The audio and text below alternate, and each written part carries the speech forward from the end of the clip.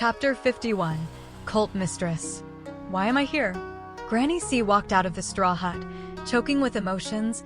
I've raised you up with blood and sweat, yet you ran away with a vixen without a word, leaving Granny alone behind. You still dare to ask me why am I here? Now that you've grown up, you rather have a vixen than Granny. Little vixen, how do you want to die? Qin Mu immediately smiled. Granny, you're mistaken. I had met Hu Linger unintentionally and heard her bring up Surging River Dragon Palace. Therefore, we had gone over to take a look. Because I was studying a real dragon inside the Dragon Palace, I had forgotten about my surroundings and ended up staying another 2 days inside. It's not 2 days, but 4. You said you're studying a real dragon. Granny C asked suspiciously. The little vixen didn't nourish herself by absorbing your vital chi? Hu Linger looked away embarrassedly and hid behind Qin Mu as she was also slightly afraid. Qin Mu roused his vital and smiled. Please take a look, Granny. A deep and low dragon roar reverberated out as Qin Mu's vital chi surged out, turning into a huge dragon coiling around his body. The two dragons' claws fused together with his arms, and as Qin Mu moved forward while giving off a punch, a loud rumble exploded out as the thunderclap burst forth. Thunderclaps resonated out over and over again in the valley as Qin Mu gave off punch after punch. Green Dragon Vital Chi. Granny C was incessantly astonished. She knew Old Ma didn't impart realized Mahayana scripture to Qin Mu. Without a technique that's suitable for Thunderclap 8 strikes, no matter how dense Qin Mu's vital chi becomes, he would never have much attainments in Thunderclap 8 strikes. However now, Qin Mu actually managed to punch out the sound of thunder. With his fists like rolling thunder, the only thing missing now is lightning. Without a corresponding cultivation technique in the spirit embryo realm, it was almost an impossible task to actually achieve this step. And that wasn't the most crucial point. It was the Green Dragon Vital Chi. The green dragon that had coiled around Qin Mu's body was the Green Dragon Vital Chi, which solely belonged to the Green Dragon's spirit body of the 4 great spirit bodies. This was the 3rd attribute that belonged to Qin Mu's overlord body. By observing water and fire, Qin Mu's overlord body Vital Chi had gained the water and fire attributes, which corresponded to the Black Tortoise Vital Chi and the Vermilion Bird Vital Chi, and now he also had the lightning attribute of the Green Dragon Vital Chi. Could it be that Moore had plucked the little vixen and nourished himself instead, boosting his cultivation? That couldn't be it. I had never taught him the devil techniques of plucking and nourishing. What's exactly is going on when he said that he had seen a real dragon? Granny C was puzzled. Qin Mu returned to his original stance, and the green dragon, which was formed by his vital chi, returned back into his body. From the dragon's head to the dragon's tail, it was vivid and realistic, just like a real divine dragon. Qin Mu was also startled and delighted. He didn't think that he could punch out the sound of thunder. When the little monk, Ming Xian, had executed Thunderclap 8 strikes and punched out the sound of thunder, he was beyond envious. Qin Mu could also punch out the sound of thunder by using the Devil God Mighty Force Mudra, but he would use up much more energy. The consumption of Thunderclap 8 strikes was much lesser, and while cultivating Overlord Body 3 Elixir technique, which was better in battle, there was practically no consumption of his vital chi while in battle. Punching out the sound of thunder meant that his power had progressed rapidly once more. As he described his encounters in the Dragon Palace, Granny C was entranced by his story. When she heard that Qin Mu had met skeletons that wore official robes and dry corpses, her gaze flickered and said, "There's something weird going on with 2 different kinds of deaths. You must be careful when entering." When Qin Mu talked about the young dragon and Gu Linwan who had been frozen in the mysterious ice by the dragon bead, Granny C clapped her hands together and smiled. There's something strange with Gu Linwan, this old fellow. The skeletons wearing the official robes must have died under his hands and got eaten by him. In the officialdom, everyone is vicious and greedy. How did you manage to trick him? Hu Linger was impressed. This old lady didn't even see with her own eyes and had managed to come to the same conclusion as Qin Mu just by hearing his story. Could she be a demon fox that had turned intelligent as well? Qin Mu described how he had learned the secrets of Elixir Heart and took out the Junior Protector Sword. Granny C took the sword over to examine it and exclaimed in admiration, the Junior Protector Sword is indeed one of the rare treasures in this world. The Eternal Peace Empire had forged 16 first-rank swords, and among them were Junior Protector Sword, Grand Protector Sword, Grand Tutor Sword, Junior Tutor Sword, Grand Preceptor Sword, Junior Preceptor Sword, 3 Ministers' Swords, White Horse Sword, Crown Prince Sword, Commandery Prince Sword, Duke Sword, Grand Marshal Sword, Sikong Sword, and Heavenly Strategies Sword, which were conferred to Junior Protector, Grand Protector, Grand Tutor, Junior Tutor, Grand Preceptor, Junior Preceptor. To the Crown Prince, the 3 Ministers, White Horse Grand General, Crown Prince, Commandery Prince, Duke, Grand Marshal, Sikong, and Heaven Strategies Grand General. Even though the Junior Protector Sword isn't as good as an upper first-ranking sword, it's more than enough to be used as a sex legacy treasure for other sections. It's so valuable? Qin jumped in shock and asked, "How valuable is this sword compared to Kakra Monk's staff?" Granny C replied, "They're about the same." Kakra Monk's staff have the blessing of Rulai, and Junior Protector Sword is a first-ranking official sword which carries the fortune of Eternal Peace Empire, having an extremely strong power. Qin asked, "He said that the sword arts of Eternal Peace Empire was the #1 sword arts in the world, but I didn't learn it.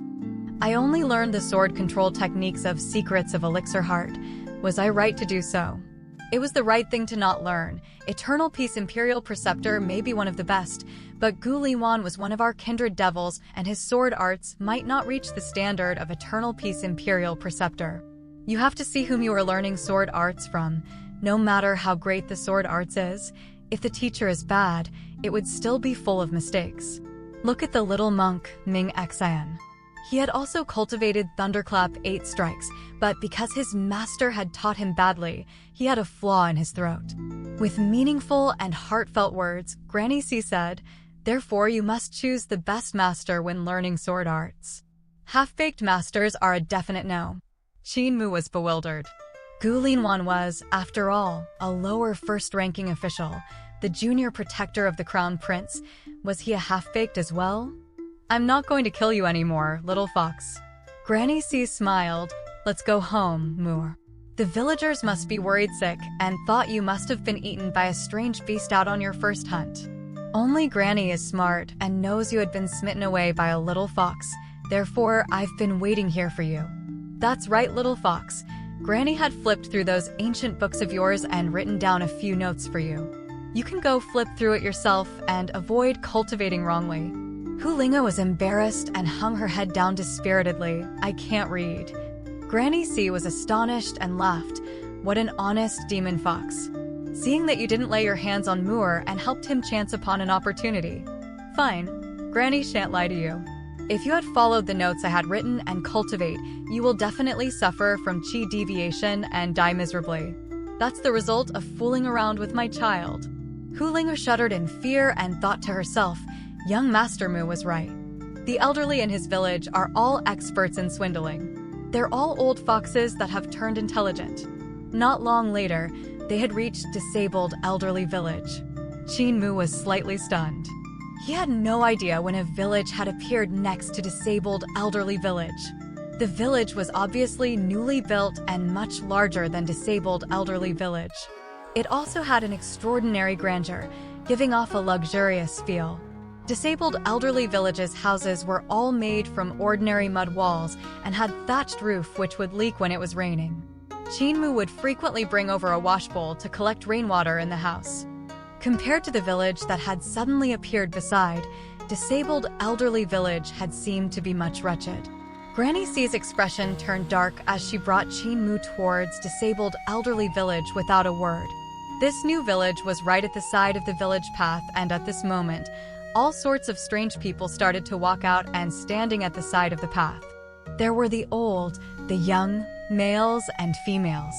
Every time Granny C passed by a person, the person would bow and greet respectfully, mistress. Even elders with gray-white hair would also have to bow respectfully and greet her mistress with an extremely humble expression and tone. Granny C's expression turned darker and continued on without saying a word while grabbing Qin Mu's hand to disabled elderly village. Along the way, Qin Mu was astonished and didn't know what was going on as he heard "Mistress" a few hundred times. Reaching the village entrance, village chief and apothecary were drinking tea. In front of them was a youth who was enjoying his tea slowly as well, with an elder standing by his side. "Mistress." The elder bowed. The youth raised his head, but his voice was unspeakably old as he calmly said, You, aren't you going greet Patriarch when you see me?" Granny C's body turned stiff as she stopped in her steps and bowed. "Greetings, Patriarch." Elder of Discipline looked at Qin Mu and revealed a smile, so much that his eyes were almost closed. "Mistress, is this your son?" Granny C stared at him and retorted ruthlessly, "Stop talking nonsense, or I'll tear your mouth apart." "Moore was picked up by me. He isn't my son."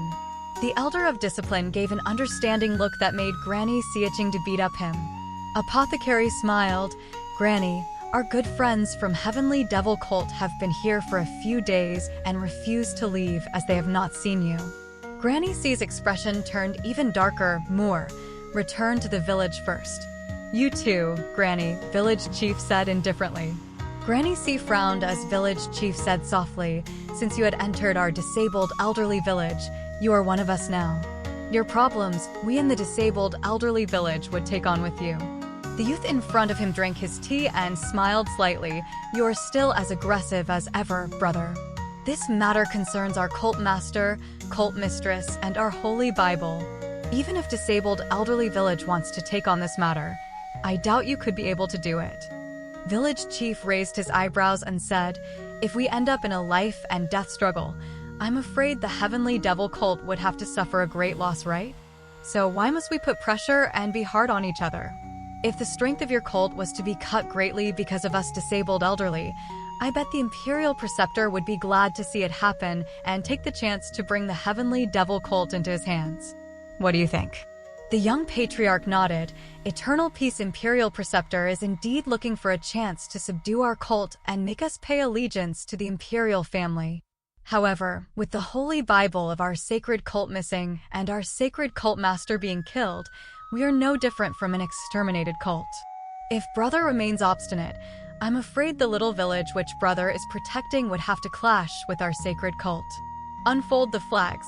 The Elder of Discipline beside him bowed and replied, "Yes, Patriarch." "Unfold the flags." All 360 hall masters took out huge flagpoles and unfolded their flags with a swish, letting the flags flutter with the wind. Qin Mu took a look and saw the 360 flags becoming wider and wider.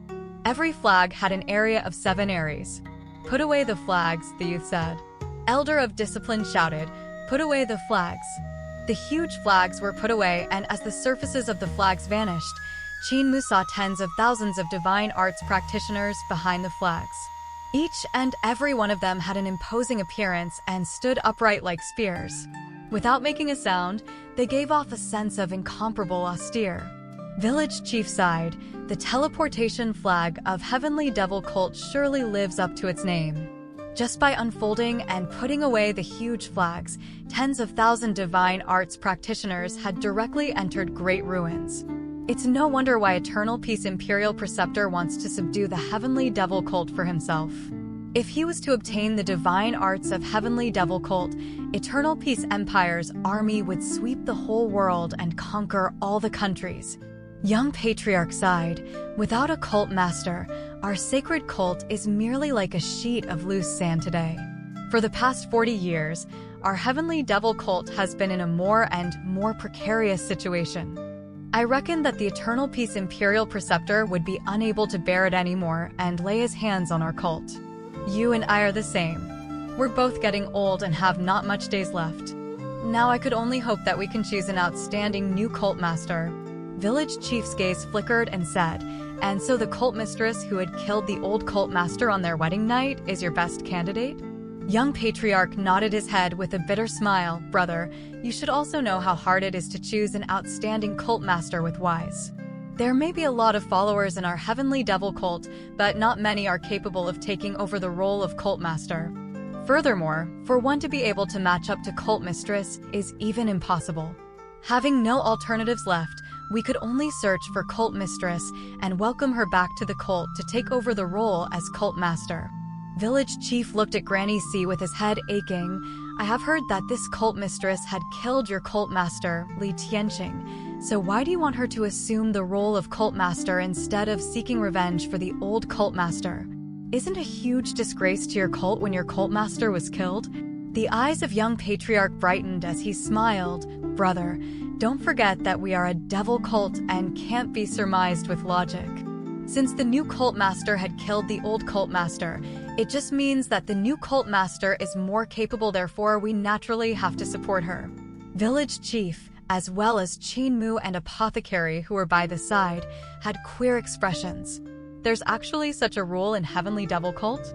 Is there such a rule, Granny? Apothecary asked. Granny C nodded her head in a daze. Apothecary can't help asking, since there's this rule, why didn't you stay in Heavenly Devil Cult to be the new Cult Master after killing the old Cult Master? Granny C replied with acerbity, after I had killed him, I had no face to remain in Heavenly Devil Cult. If I remained there, the devil in my heart would get worse. Apothecary still didn't understand. From his understanding, it was already difficult to understand why Heavenly Devil Cult had spent 40 years to look for the enemy that had killed the Cult Master to be the new Cult Master. It was even much more difficult to understand why Granny C still had to hide and avoid them. Village Chief gave a slight smile and told the young Patriarch, if Granny doesn't want to go with you, you can't take her away. Young Patriarch frowned. I will be bringing back both Cult Mistress and the great educational Heavenly Devil Scriptures. Both men stared at each other. Village Chief raised his teacup to see the visitor out. If the visitors don't leave, I guess I'll have to exterminate them. There are too many people in Heavenly Devil Cult, so I wouldn't be making coffins for them. The people from our generation are getting fewer and fewer. I really can't bear to do this. Young Patriarch raised his teacup and drank it all before placing it back down. Rising from his chair, same goes for me. However, there are fewer people in your village. I can arrange for the coffins. Hold it. Granny C suddenly spoke and smiled. Village Chief, Apothecary, return to the village first. I'll have a talk with Patriarch. If things go sour, we'll then have a life and death struggle. If things go well, isn't it great that everyone is happy? Village Chief gave Granny C a glance and she smiled back. Don't worry, at most I'll just be abducted by them. Village Chief nodded his head. Apothecary, Moore, we shall go back first. Granny C waited for them to return to the village before sitting down in front of the young Patriarch and commanded, you may withdraw. Discipline. Yes, mistress. Elder of Discipline bowed and slowly withdrew. With her bright eyes, Granny C looked at the young Patriarch as he sighed. You were originally our cult saintess. Your magnificent aptitude was also peerless in your generation. I actually objected when Li Tianqing had wanted to marry you, but you didn't stop him. Granny C sneered. Li Tianqing is my master, and it is against the ethics of a human relationship for a master to marry his disciple. Our sacred cult claims ourselves to be saints, and yet are we throwing away the ethics of human relationship? Young Patriarch frowned. I knew something was wrong when Li Tianqing wanted to take you as his disciple. I was afraid the more time he spent with you, he would be completely smitten by you and lose his wisdom. And as expected, he was so smitten by you that he discarded his old wife that had been married to him for a few hundred years just to marry you. Granny C grinded the remnants of her teeth and chuckled. If you know that he'll be smitten by me, then why did you let him take me as his disciple? You should be the one taking me as your disciple, Patriarch. If I was your disciple, all these things wouldn't have happened. I was afraid the more time I spent with you, I would be smitten as well. Young Patriarch gave a bitter smile. When I first saw you, you were only 13 years old, yet my heart pounded violently for a few beats. It was then I knew I couldn't take you as my disciple. I was already old. I didn't want my famed reputation in my lifetime to be ruined in your hands. I would be mocked by everyone if a master ended up loving his disciple. He gave a sigh and continued, it's rare for people to not be smitten by you once they see your true appearance. The longer they spend time with you, the deeper they sink. Granny C continued to grind her teeth and asked with a vague smile on her lips, "If that's the case, why do you still want me to be the cult master? Aren't you afraid I would ruin the sacred cult?" Young Patriarch replied, "You're the best candidate. I also feel that you, being a femme fatale, would definitely raise a havoc in our sacred cult when you become the cult master. For the past 40 years, while searching for you, we had also found a few youths with outstanding talents. However, they were all not as good as you. They were all still slightly lacking to be the cult master."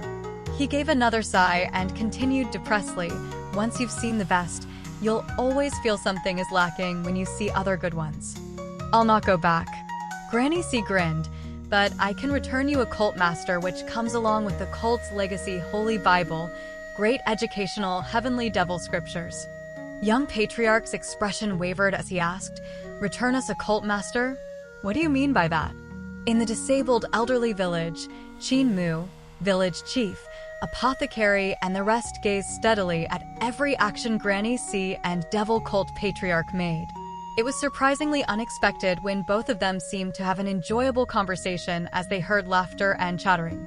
As Granny C and Devil Cult Patriarch were talking, Granny C suddenly looked back to the village, which was followed by Devil Cult Patriarch, who revealed a smile before turning around to say something to Granny. After a while, Granny C walked back into the village with small steps and smiled. "It's done. It's done." Everyone had a queer expression. Cripple, who was suspicious, asked with his face brimming with smiles, "When do we start fighting?" "There's no need to fight." Granny C gave a few blinks, however they will be staying here for a short while and leave after a few days. Everyone became stern. For the Heavenly Devil Cult to leave only after a while, what exactly are they planning? Granny C grinned and continued, "Old Ma, Muir said his overlord body Vital Chi had the attribute of Green Dragon. You can check if he had any improvement." "The overlord body Vital Chi can imitate Green Dragon Vital Chi as well?" Old Ma was astonished. "Muir, quickly come here to spar with me." Chin Mu immediately went over. As Apothecary looked at the two people exchanging blows, he shifted over to Granny C and whispered, "Granny, did you sell Muir?" Granny C gave a few innocent blink and replied unflinchingly, "Why do you say that? How would I sell Muir? How much did you sell him for?" Cripple came forward and asked curiously, "Devil Cult Young Cult Master." Granny C was decrepit as she sighed, "Let them put a title on him first. I will be giving away the cult's legacy Devil Bible, great educational heavenly devil scriptures as well. They'll see how well he grows in the future. If it's pleasing enough, then he would officially be the sacred cult master. How's this price?" Cripple's eyes lit up and his breathing became ragged. "Such a good deal? Why didn't you find me earlier, Granny? You can sell me instead." Granny C smiled. "It's easy if you want to be the sacred cult master of Heavenly Devil Cult. You just have to take a walk in the neighboring village and meet all 360 hall masters as well as 12 cult protector elders, left and right guardians, for great cult heavenly kings, 8 great inspectors, and a devil cult patriarch." Cripple's face turned as white as ashes. For Muir to become the young cult master, he will also have to suffer one round in the village next door? Granny C sighed helplessly. They want to check the goods first. Without checking the goods, how would they be at ease to make him the young cult master of Heavenly Devil Cult? In that case, you're going to impart the Heavenly Devil Cult's legacy Bible, the great educational Heavenly Devil scriptures to Muir? Cripple asked. Granny C nodded her head gently and replied, "He's better than me. Heavenly Devil creation technique is one of the divine arts in great educational Heavenly Devil scriptures. I use the technique to strip skins and make clothing, thus being somewhat evil, but I've never thought of using Heavenly Devil creation technique to counter sunshine refining Yang soul in the sky of Thunderclap 8 strikes." He was the one who did. Apothecary nodded. It was indeed the perfect counter, using the Heavenly Devil creation technique to bind his soul to himself against sunshine refining Yang soul in the sky. Granny C smiled. Therefore, if he learned the great educational Heavenly Devil scriptures, he could probably bring the Devil Bible to glory and master some things that we had never thought of. Mute let out a few sounds and hand signs, but Deaf shook his head. "Let's not tell him. If we tell him, it wouldn't be as interesting." The bunch of elderly laughed happily together in agreement. In disabled elderly village, Sounds of thunder rumbled out. Qin Mu and Old Ma's figures clashed against each other as they both executed Tempest of the 9 Dragons at each other. Boom! The rolling thunder deafened one's ears as Qin Mu and Old Ma's fist collided. With a grunt, Qin Mu fell back with his footsteps like coiled up a divine dragon. It looked like he was falling back, but he was actually accumulating strength in his legs. In just a few steps, Qin Mu had accumulated the maximum amount of strength in his legs, and he burst forward at Old Ma like a raging dragon flying out from the abyss. Rascal, he even changed the heaven-pilfering footwork that I had taught him. Cripple astonishingly exclaimed. He could see the footwork that Qin Mu had just used was like a coiling dragon shrinking back its body to accumulate strength for its strike. It may look like he was falling back, but in actual fact, he was falling back in order to advance, making it abnormally sinister. His heaven-pilfering footwork was exquisite beyond compare, but Cripple was used to using it to show off and steal, paying no attention on how to raise the power of heaven-pilfering footwork. Cripple's footwork was mostly used for escaping after stealing and assassinating. Offense was not what heaven-pilfering leg skill was good at. Qin Mu had made slight changes to his footwork and subconsciously incorporated the spirit of the divine dragon, making his body motion having the momentum of a dragon, just like a serpentine dragon. Bang, bang, bang. A series of collision sounds resonated out. Qin Mu and Old Ma had only exchanged a single punch, yet it was very weird as 45 loud sounds resonated out. Qin Mu flew backward. In midair, his body twisted like a moving dragon, getting rid of Old Ma's strength and landed steadily on the ground. Old Ma is still Old Ma. Cripple exclaimed in admiration. Old Ma said, Muir, have you comprehended the essence of this move? Qin Mu revealed a startled expression and cried out, the force of your fist is different from mine. The 45 dragons in the force of my fist were all the same dragons, whereas there are 45 kinds of divine dragons in the force of your fist, with each and every one of the dragon force being different. You have comprehended it. Old Ma gave off a gratified expression. In the Great Thunderclap Monastery, there are 100 relief sculptures of heavenly dragons called the 100 Dragons Portraits. These portraits were sculpted by the first-generation R'lyeh after seeing 100 kinds of dragons for himself, providing the disciples of the future generations with a mean to cultivate the fist force of Tempest of the 9 Dragons. When I was cultivating Tempest of the 9 Dragons, what I saw wasn't a real dragon, but these relief sculptures. Tempest of the 9 Dragons contains 45 kinds of dragon forces and requires 45 dragon portraits, yet there are 100 different kinds of dragon portraits in Great Thunderclap Monastery. Do you know what this means? Qin Mu's heart jolted and cried out, every time you execute Tempest of the 9 Dragons, the dragon force in your fist would be different from the previous. Old Ma nodded his head. Tempest of the 9 Dragons may look like a simple punch, but it actually concealed countless of variation within it. However, these variations are hidden in the strength that's accumulated in the fist, therefore, people are unable to tell. Take a good look, Muir.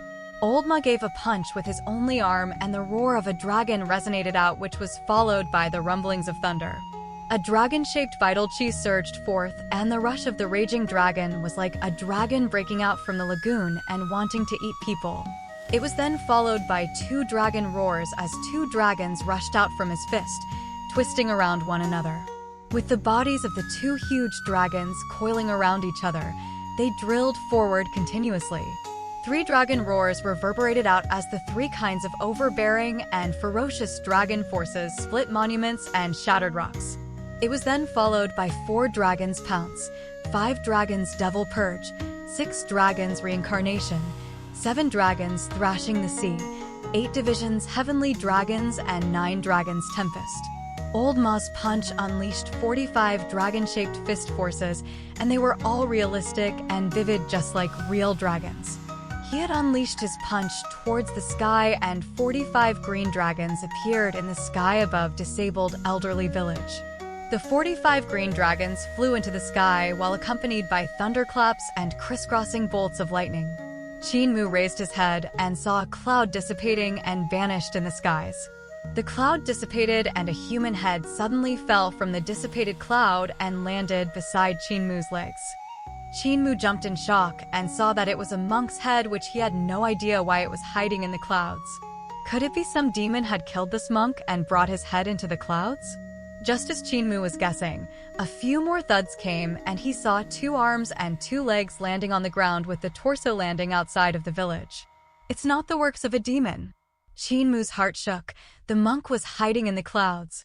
Mute, deaf, butcher, and the rest of them in the village were used to see strange occurrences, so they paid no attention to it. Old Ma didn't seem to realize he had killed a monk and raised his head to look at Devil Cult Patriarch in the eye, demonstrating his prowess. A demonstration of power to Devil Cult Patriarch and to intimidate many of the strong practitioners of Heavenly Devil Cult. In the neighboring village, the young patriarch had a slight change in expression. The divine arts of Great Thunderclap Monastery is indeed remarkable, but it's still slightly lacking in experience compared to old Rulai. I know who the one arm is. The relinquished disciple on Great Thunderclap Monastery, Ma Wangshan, Venerable Ma. Back then, he fought his way out of Great Thunderclap Monastery, making a name for himself. I didn't expect him to live in seclusion here. We can't look down on this little village. Elder of Discipline looked at the body that had fallen from the sky. This is a monk of Great Thunderclap Monastery, which was killed by Ma Wangshan. This is weird. Why is a monk from Great Thunderclap Monastery doing here? The young patriarch smiled. He's probably stationed here to keep an eye out for Ma Wangshan. This is a small matter. Rulai is old and will no longer leave the mountain. On the other hand, the youth's fist skills are pretty interesting and had a high standard. He clearly hasn't learned Rulai's Mahayana scripture, yet he can unleash the full power of Thunderclap 8 strikes. In the village, Old Ma retracted his gaze and continued, Moor, what did you see in my punch? Mu held back his questions. Not only were the shapes and sizes of the 45 green dragons different, even the species of the dragons were totally different. Truly a shocking sight for Mu. Suddenly, Old Ma once again executed Tempest of the 9 dragons. 45 different green dragons surged into the skies, violently raising the wind and clouds, which was accompanied by lightning and thunder. Old Ma gave off punch after punch, increasing the amount of the dragon-shaped fist force in the skies. Within a radius of 30 miles, it was densely packed with green dragons dancing in the breeze. The green dragons formed a gorgeous formation in the skies, with their bodies intertwining each other to form a gigantic dragon coil. With the dragon's head facing outwards, it gave out a loud roar. The roar of 10,000 dragons shaking the heaven and earth. This was no longer demonstrating to Mu the profundity of Tempest of the 9 dragons, and was instead a bare demonstration of power. Demonstrating his power to great ruins, demonstrating his power to Heavenly Devil Cult, and demonstrating his power to everyone that harbors ill intentions to disabled elderly village. Mu gawked at the sight. The others in the village were full of admiration as they nodded repeatedly. The followers of Heavenly Devil Cult in the neighboring village had a slight change in their expression as they admired endlessly. Young Patriarch instructed the cult followers beside him, show some courtesy next time if any of you meet Ma Wangshan alone. Elder of Discipline whispered, do our Heavenly Devil Cult need to be scared of a small village like this? Scared is an overstatement. Young Patriarch smiled slightly. They are already disabled and crippled. Their abilities are no longer what they used to. However, there are still 2 of them that are on the same level as me. One of them is the limbless man and the other one is the blacksmith. The rest of them are slightly stronger than our 12 cult protector elders and our 4 great cult heavenly kings. I'm afraid Saintus is the weakness of them all. Do you see the butcher with only the upper half of his body left? If you have seen him before, he will definitely leave a deep impression on you because he had a title called Heaven Knife. Elder of Discipline's heart tremored as he looked at Butcher with disbelief while muttering, that's Heaven Knife? Wasn't he already dead? I had also heard that he died. A cult protector elder chipped in, I've heard that he went insane and pointed his knife at the heavens, slaughtering his way up. Someone saw the figures of gods in the skies and this lunatic slaughtered his way up to them. From what I've heard, the skies were filled with dark clouds at that time and the knife lights pierced through the thunder clouds. Not long after, Heaven Knife's corpse fell out from the sky. If this butcher is indeed that Heaven Knife, How exactly did he survive? Young Patriarch replied, with a being like him, it's hard for him to die even if he wanted to die. Elder of Discipline asked puzzledly, Patriarch, why did you agree, Cult Mistress, to make this little kid our young cult master? I don't see anything spectacular in his power. This youth's power is indeed not particularly spectacular and is still a greenhorn as of now. However, who are those people around him? Young Patriarch beamed. The strong practitioners around him are exceptionally terrifying. They were all-powerful beings that have their own talents. This youth is their child, and they'll impart everything they had learned in their lifetime to him. In addition, with me teaching him our cult's great educational heavenly devil scriptures, if he becomes the sacred cult master of our cult, it would be our sacred cult's prophet. Elder of Discipline gave a gasp of admiration and asked, Brilliant, Patriarch. However, why does Patriarch wants to test him? Patriarch asked him back, what if he is a dumbass? Therefore, there's still a need for a test.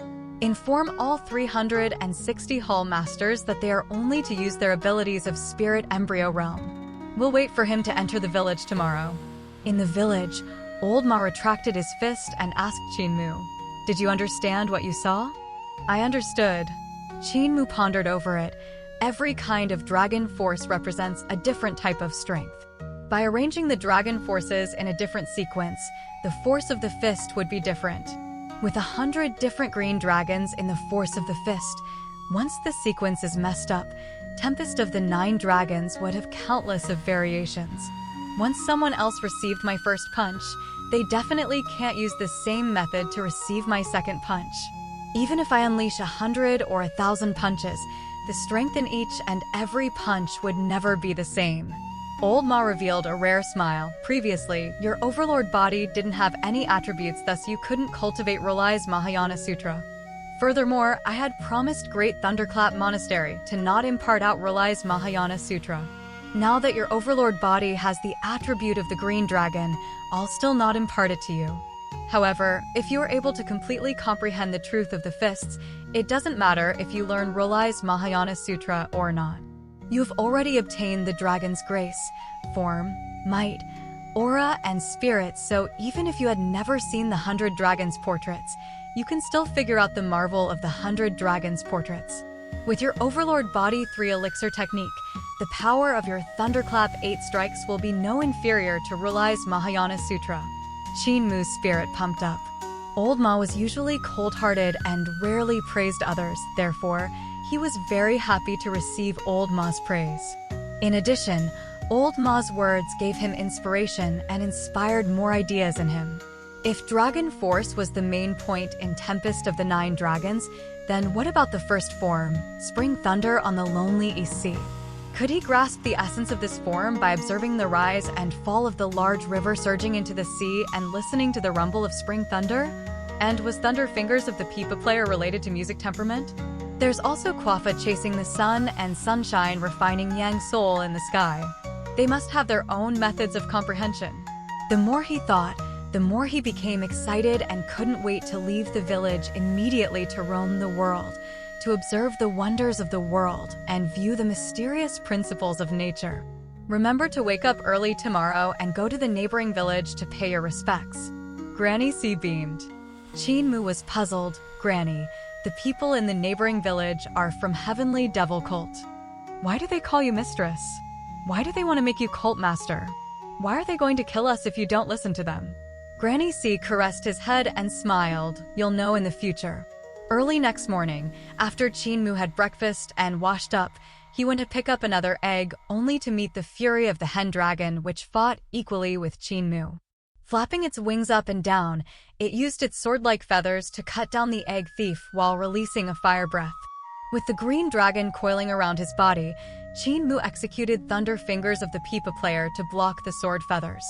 Muir, stop fighting with it and go pay your respects in the village next door. Granny C said as she walked over and chased away the hen dragon. Qin-Mu immediately followed her. The hen dragon, which was left behind, came chasing after Qin-Mu again, but it was scared away by Granny C's ominous glare. Granny C brought him to the village next door, and the Elder of Discipline came to welcome them. As he was measuring Qin-Mu, he told Granny C, Cult Mistress, Everything is prepared properly. Young Master is just required to walk through all 360 rooms once, and that's all. Granny C blinked her eyes in disbelief. To pass all 360 rooms in a single try? Isn't that asking too much?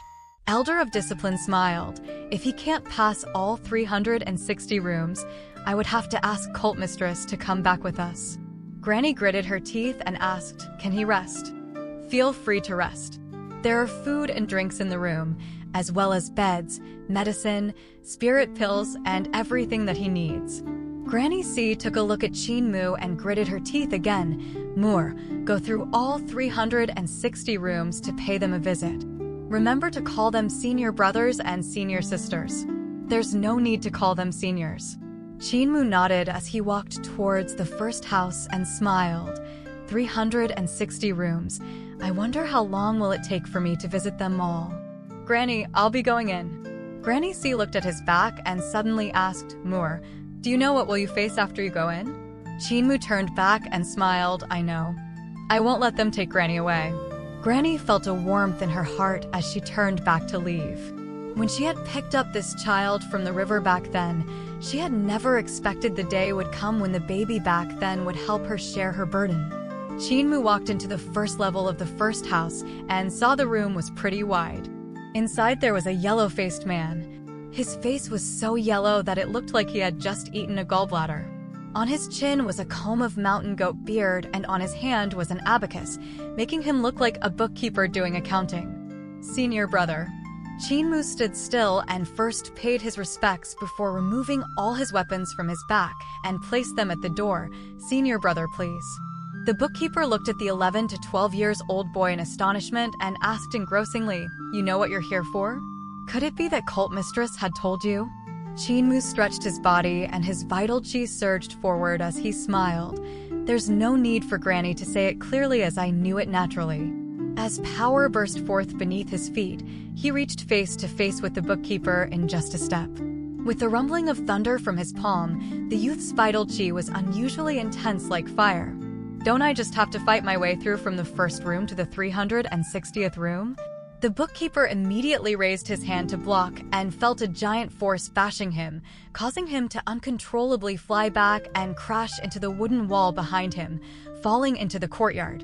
He stabilized himself after sliding dozens of yards. He was astonished and angry at the same time as he looked through the hole in the wall to see Qin Mu walking to the door to pick up his weapons before proceeding to the next room. "Why am I sulking at a child?" The bookkeeper broke into laughter from his anger soon after and shouted loudly to the others in the wooden building, "The rest of you better be careful. This little kid is very shrewd. His vital chi at Spirit Embryo Realm is extremely dense and is at least 2 times higher than mine at Spirit Embryo Realm. Take care not to fail miserably. Denser than yours by 2 times?" A tinkling female voice rang out in astonishment with this kind of cultivation, as expected of the young master.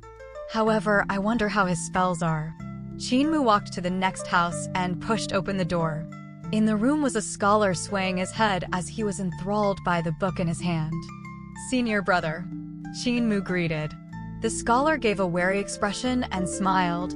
"You're going to land a sneak attack on me when I return your greeting? I'm not giving you the chance to." She could duo. Boom! The sound of thunder burst forth and violent tremors could be felt. Splinters filled the air as the scholar flew backward, shattering the woods and into a towering tree. The scholar landed on the ground and warned in a loud voice, "Be careful. This little brat has powerful abilities and is proficient in the incantation of the devil, which is even more unpredictable than our sacred cult's incantation." Boom! Just as he had finished warning, a senile private tutor flew out from the wooden building and tumbled onto a stone pillar, unable to restrain his anger. "Bullshit. I was tricked by you and only focused on defending his devil incantation, giving him the chance to use Great Thunderclap Monastery's techniques to almost injure my soul. Don't be tricked.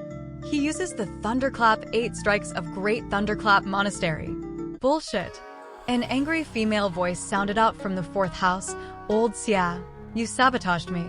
What he used was the Heavenly Devil Nature technique to seal my 3 souls and 7 spirits." Don't you dare run away after touching me all over and spoiling my reputation, little brat. Qin Mu's face turned slightly red as he walked out of the fourth room. The hand technique of Heavenly Devil Nature technique required to touch the other person's perineum, chest, and navel. These three spots were the private parts of a woman, therefore, it was not easy for Qin Mu to do it. It was very obscene, especially at the perineum. I'm still too young to understand all these. The cowherd boy of disabled elderly village blinked his eyes innocently as he said silently to himself. In the fifth room, a man who was skinny like a bag of bones looked at Qin Mu as he walked over and sneered. No matter what kinds of devil methods you use, you can forget about passing through me. Victory-loathing golden toad technique. As he walked to Qin Mu, he took in a deep breath at the same time, creating a croaking sound. The sound grew louder and actually sounded like the croaking of toads. Qin Mu was startled. The skinny body of the Heavenly Devil Cult's Hall Master gradually bloated up. His original skin, which was like a bag of bones, slowly inflated into sturdy muscles with the more air he sucked in. The victory-loathing golden toad technique walked path of demon transformation to imitate the victory-loathing golden toad. Victory-loathing golden toad was a unique breed in the strange beasts. Normally, it was only as big as a washbowl, but when it was puffed up with air, its body could be expanded up to 100 times bigger, and it even could swallow ferocious tigers and lions in one bite. Once he executed victory-loathing golden toad technique of Heavenly Devil Cult, his strength would become limitless and his vital chi would become especially dense. The degree of enhancement wasn't as terrifying as the golden toad, but it was still no small matter. As the Heavenly Devil Cult's Hall Master took in a deep breath, Qin Mu was also sucking in air as well.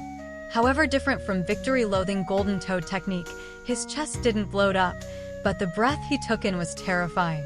Almost all the air in front of him was sucked up by him, causing the air at the sides to fill up the void. This actually resulted in a small breeze in the wooden building which even shook the windows. The Hall Master's vital chi became extremely violent as he finished taking in his breath. His whole body was bulging with muscles that were like rocks, stretching his shirt so much that it seemed that it could split apart anytime soon. His body also gradually grew higher until it reached 4 yards, making him seem like a small giant. Whereas Qin Mu's body remained the same without any changes. Victory-loathing golden toad technique had a matchless strength and could shatter you in one punch. Croak. The Hall Master raised his palm and it became as big as a palm leaf fan and as red as blood. With a blood-red glow shining in the room, the air nearly exploded with his punch that was aimed at Qin Mu. Similarly, Qin Mu gave a punch as well. The big and small fists collided into one another, and in that instant, the whole wooden building tremored violently. The Hall Master gave a grunt as moved a step back. The muscle on his arm squirmed as if a dragon had tunneled in and was traveling under his skin towards his heart at a rapid speed. His expression changed as he raised his other arm, chopped down on his arm to split the dragon in half.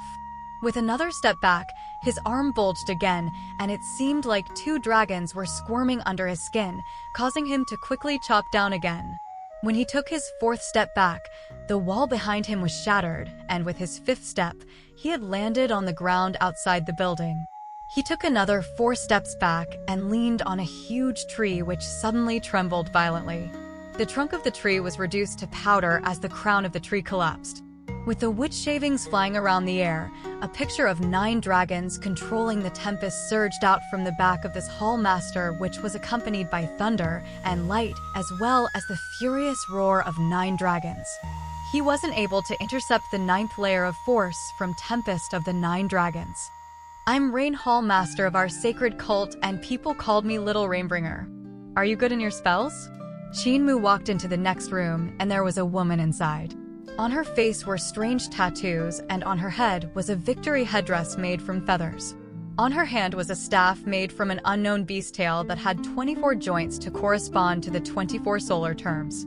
The woman smiled. We shall compete, using our spells in this room. Qin Mu shook his head. I don't know any spells. Can practitioners of the spirit embryo realm learn spells too? The woman smiled. Why not? Vital Chi is magic power, and you can cast spells once you know spells. Cult Mistress was the best spellcaster in our cult. Didn't she teach you? When I was in the spirit embryo realm, I had already traveled around in the martial world to bring rain by spells for the commoners. Whenever there was a drought, the commoners would invite me over to help them. Therefore, they called me a witch. However, as my cultivation grew stronger and had a greater reputation, they then called me Little Rainbringer. I'm indebted to the cult master for thinking highly of me and bestowing me as the Hall Master of Rain Hall. However, I'm still inferior compared to the cult mistress. Back then, she was the one who had become saintess and not me. Qinmu was bewildered. How do I fight using spells? Rain Hall Master put her hand on her forehead and sighed. Why don't you know anything? The dispute between the School of Spells and the School of Battle Techniques has existed down through the ages. Before, people cultivating spells and people cultivating battle techniques always fought to the death against each other. The two schools recognized each other as heresy and wanted to kill off each other. Now everyone may be living together in harmony, but in the past, if you run to a divine arts practitioner and say you cultivate battle techniques, you would be diced in pieces in the next instant. The battle prowess of spellcasters is much powerful than you imagine. Qinmu asked curiously, are sword control techniques considered spells? No, they aren't. Rain Hall Master shook her head. Sword control techniques were considered battle techniques in the past. However, they later claimed that they were the true path and that people who cultivated spells and battle techniques were going down the unorthodox path, thus they had to die. This was why Eternal Peace Imperial Preceptor held a conference and challenged all the strong practitioners of battle techniques, crippling them. Didn't Cult Mistress tell you these? Qinmu frowned. Why are they always fighting? Aren't battle techniques, sword arts, and spells all divine arts? Isn't it better to gather all their advantages together as one? Rain Hall Master didn't know whether to laugh or cry. A person's energy is limited. How does one have the time to cultivate all three styles to a profound realm? One could use up their life and wisdom just by meticulously studying a single style and still could hardly cultivate it to its peak. Since people are cultivating different things, there would be competition on who's better, which would result in that they're unable to coexist with one another. Qinmu raised his spirit and asked, Elder Sister, show me some spells. I have never seen spells before. Rain Hall Master raised her slender white hand and pointed her 5 fingers down. With a raise and a tremor, mist started to form in the room and it began to rain. Qinmu observed closely and saw that after the raindrops fell on the ground, they flew up the sides of the walls to create an endless cycle. Rain Hall Master waved her hand, and the raindrops clearly became lines just like the strings of an instrument. Opening up all 10 of her fingers, she strummed the rain lines, causing music to resonate throughout the room. In the music, the rain transformed into a flood dragon rushing towards Qinmu. Qinmu stretched his hand out and grabbed onto the weakness of the water flood dragon, crushing it with a splash. Rain Hall Master was astonished and strummed the musical strings even faster, turning the raindrops into sharp weapons that flew toward Qinmu in all directions at an insane speed. The temperature in the air rapidly decreased and froze the rainwater into ice, making the sharp weapons even more treacherous. With his 10 fingers flicking after one another, Qinmu shattered the sharp weapons that were flying to him, so these are spells. Elder Sister, is this move considered a spell too? His hands suddenly ignited with blazing flames, and with his hands as knives, he swung his knives continuously and blew Rain Hall Master away. Rain Hall Master landed in the courtyard and her angry yet startled voice cried out, You are a heretic of the battle technique faction, to use battle techniques as spells. Walking into the next room, Qinmu saw a burly man with a stubbly beard as he sat in Saiza. Beside him was a rectangular sword case with a bronze buckle firmly fastened around it. I'm the Hall Master of the Sword Hall. The burly man didn't rise up and remained in Saiza as he said, You're carrying a sword pouch, therefore, you should know sword skills. We shall compete in our sword skill today. Qinmu shook his head. I never learned sword skills before. The Sword Hall Master raised his head in astonishment.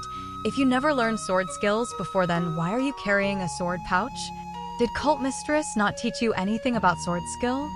Qin shook his head and answered, Granny said in the village there was a man with #1 sword skill in the world. Therefore, She couldn't teach heavenly devil cult sword skills to me in case it would cause the person not to teach me in the future. Number 1 sword skill in the world? The Sword Hall Master stared with wide-open eyes.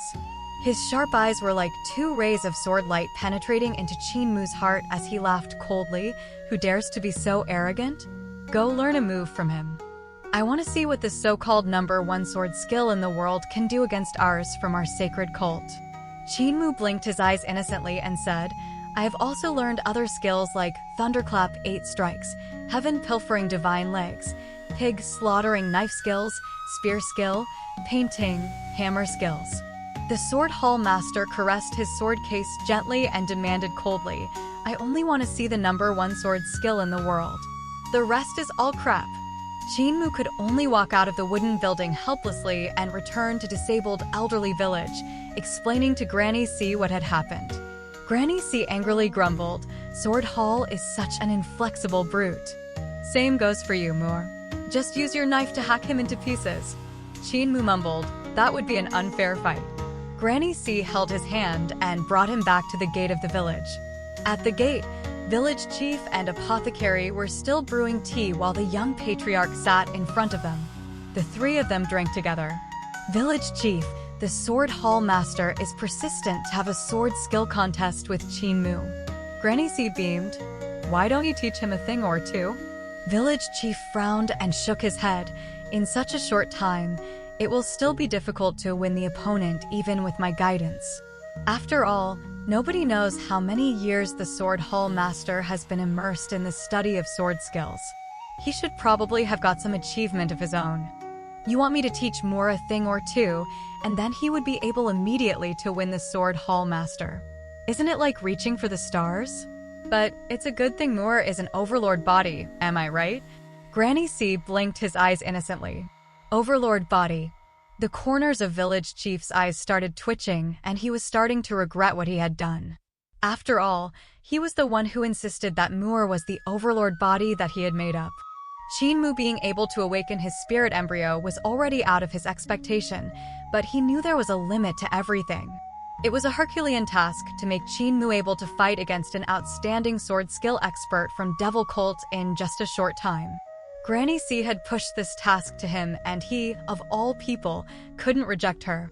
Village chief muttered to himself for a moment before saying, Moore, recite to me the secret of Elixir Heart that you had learned from Gu Linwan. Qin-Mu immediately recited out Secret of Elixir Heart once, and village chief nodded in admiration.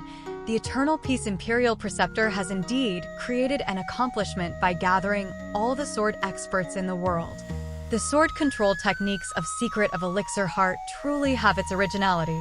The young patriarch in front of him also sighed in admiration. The Eternal Peace Imperial Preceptor is a genius. Village chief continued, Tell me, how did Gu Linwan explain the Secret of Elixir Heart to you? Qin-Mu repeated Gu Linwan's explanation word for word, and village chief smiled and kept silent for a while. Gu Linwan had selfishly hidden away some stuff. He pointed out the mistakes within it, and Qin-Mu immediately used Qi to manipulate sword after he tried changing the mistakes that village chief had fixed, becoming very impressed after he found that controlling the sword became much easier and faster. The eyes of young patriarch lit up as he smiled. Gu Linwan didn't hide stuff selfishly. It was that his comprehension was limited and not as profound as brother. You only heard it once, and you could completely comprehend the entire profundity of Secret of Elixir Heart, whereas he who had cultivated it all his life had still cultivated wrongly. Thanks for the praise, brother. Village chief looked at Qin-Mu and said in a steady pace, I shall not teach you sword skill. I shall only teach you a simple movement, which is stab. Stab? Qin-Mu was stumped. Wasn't stabbing as easy as using vital Qi to manipulate the sword to stab forward? Why was there a need to learn? Using the sword to stab is not as simple as you think. Even if you don't know sword skills, as long as you master the stabbing movement, not much sword skill experts in the spirit embryo realm would be able to defeat you in this world. Village chief continued, using an ordinary sword. Try using Qi to manipulate the sword to stab into the pillar of the butcher's shop. Qin Mu executed Secret of Elixir Heart, and his vital chi, which was as thick as an arm, swept up a treasure sword in his sword pouch, flying towards the pillar of the butcher's shop in the village. Thud. Qin Mu stabbed through the pillar of the butcher's shop with the tip of the sword coming out from the back of the pillar. The cowherd boy then turned back to look at Village Chief. Village Chief's expression turned stiff as he coughed. "Try stabbing this rock." Qin Mu's vital chi curled and pulled the treasure sword out from the pillar, and with a clang, the sharp sword pierced through the mountain rock in front of Village Chief. The cowherd boy once again turned back and innocently looked at Village Chief, whose expression had turned totally stiff. The young patriarch felt startled and funny at the same time. However, he could only restrain his laughter as to not be impolite. "I've forgotten this kid's vital chi cultivation is extremely dense. His sword skill may be utter crap, but with the support of his extremely dense vital chi, the power of his stab had increased exponentially." Village Chief covered up his awkward by giving off a few coughs and continued, "Trying stabbing through your pig slaughtering knife." A crisp clink sound rang out. However, Qin Mu wasn't able to pierce through the pig slaughtering knife this time. "It's lucky he didn't pierce through it, else I wouldn't have any idea on how to teach him." Village Chief secretly gave a sigh of relief and guided patiently. "So what did you feel when you stabbed your sword?" Qin Mu pondered over it carefully and his eyes suddenly lit up. "I felt that my vital chi wasn't strong enough. When using chi to manipulate sword, my vital chi was somewhat obstructed at the tip of the sword. It felt like having an entire body filled with strength, yet I'm beating someone with my hair. The vital chi thread was too flimsy and can't handle all of my strength." The young patriarch had weird expression. Qin Mu's vital chi, which was as thick as an arm, was also called a vital chi thread? Was there such a thick vital chi thread? Was there such a powerful vital chi thread? And what is, "I felt that my vital chi wasn't strong enough"? He had never seen such dense vital chi cultivation in the spirit embryo realm. The youth of disabled elderly village had managed to stab through a wooden pillar that was as thick as a water barrel in one hit. He had also stabbed through a mountain rock that was 6 yards thick in one hit as well. The strength contained in his vital chi thread had far surpassed who knew how many sword cultivators of spirit embryo realm. Village Chief smiled and gave advice to Qin Mu. "That's right. You haven't mastered the most basic movement of the sword skills, and that is stab. What if you could focus all your strength in your stab? What if you could unleash all your strength that you have?" Qin found it hard to believe and shook his head. Using chi to manipulate sword uses vital chi thread to manipulate sword, however, vital chi thread is simply too soft. "How can it unleash all of my strength?" "It's possible," Village Chief leisurely said. "Treat the sword as part of your body, just like your hand. Now raise your hand and imagine you're holding onto a sword in your hand. With your index and middle finger on the blade of the sword, stab your hand out and the blade will follow. Treat it as part of my body?" Qin Mu was confused. His arm-thick vital chi once again swept up the treasure sword. With his right hand grabbing emptiness, his thumb pressed down on his ring and little finger while his index and middle finger stretched out, just like placing them on the blade of the sword. Qin Mu gave a stab forward and heard a screech. His vital chi had brought the treasure sword to stab forward, splitting apart the air and releasing a sharp screech. He was surprised and elated. When he had used chi to manipulate sword just now, the power contained in the sword was at most 10% of his own power, and now he felt that the strength in the sword had increased by several times. Young Patriarch smiled. "This is called Secrets of Sword Clutch, the introductory form of cultivating sword. Just now you pierced through mountain rock without using any sword secrets. It seems like your vital chi density is much higher than mine back then." Village Chief shook his hand. However, it's still not enough. Just by using Secrets of Sword Clutch, it's impossible for him to defeat experts that have cultivated sword path for several decades.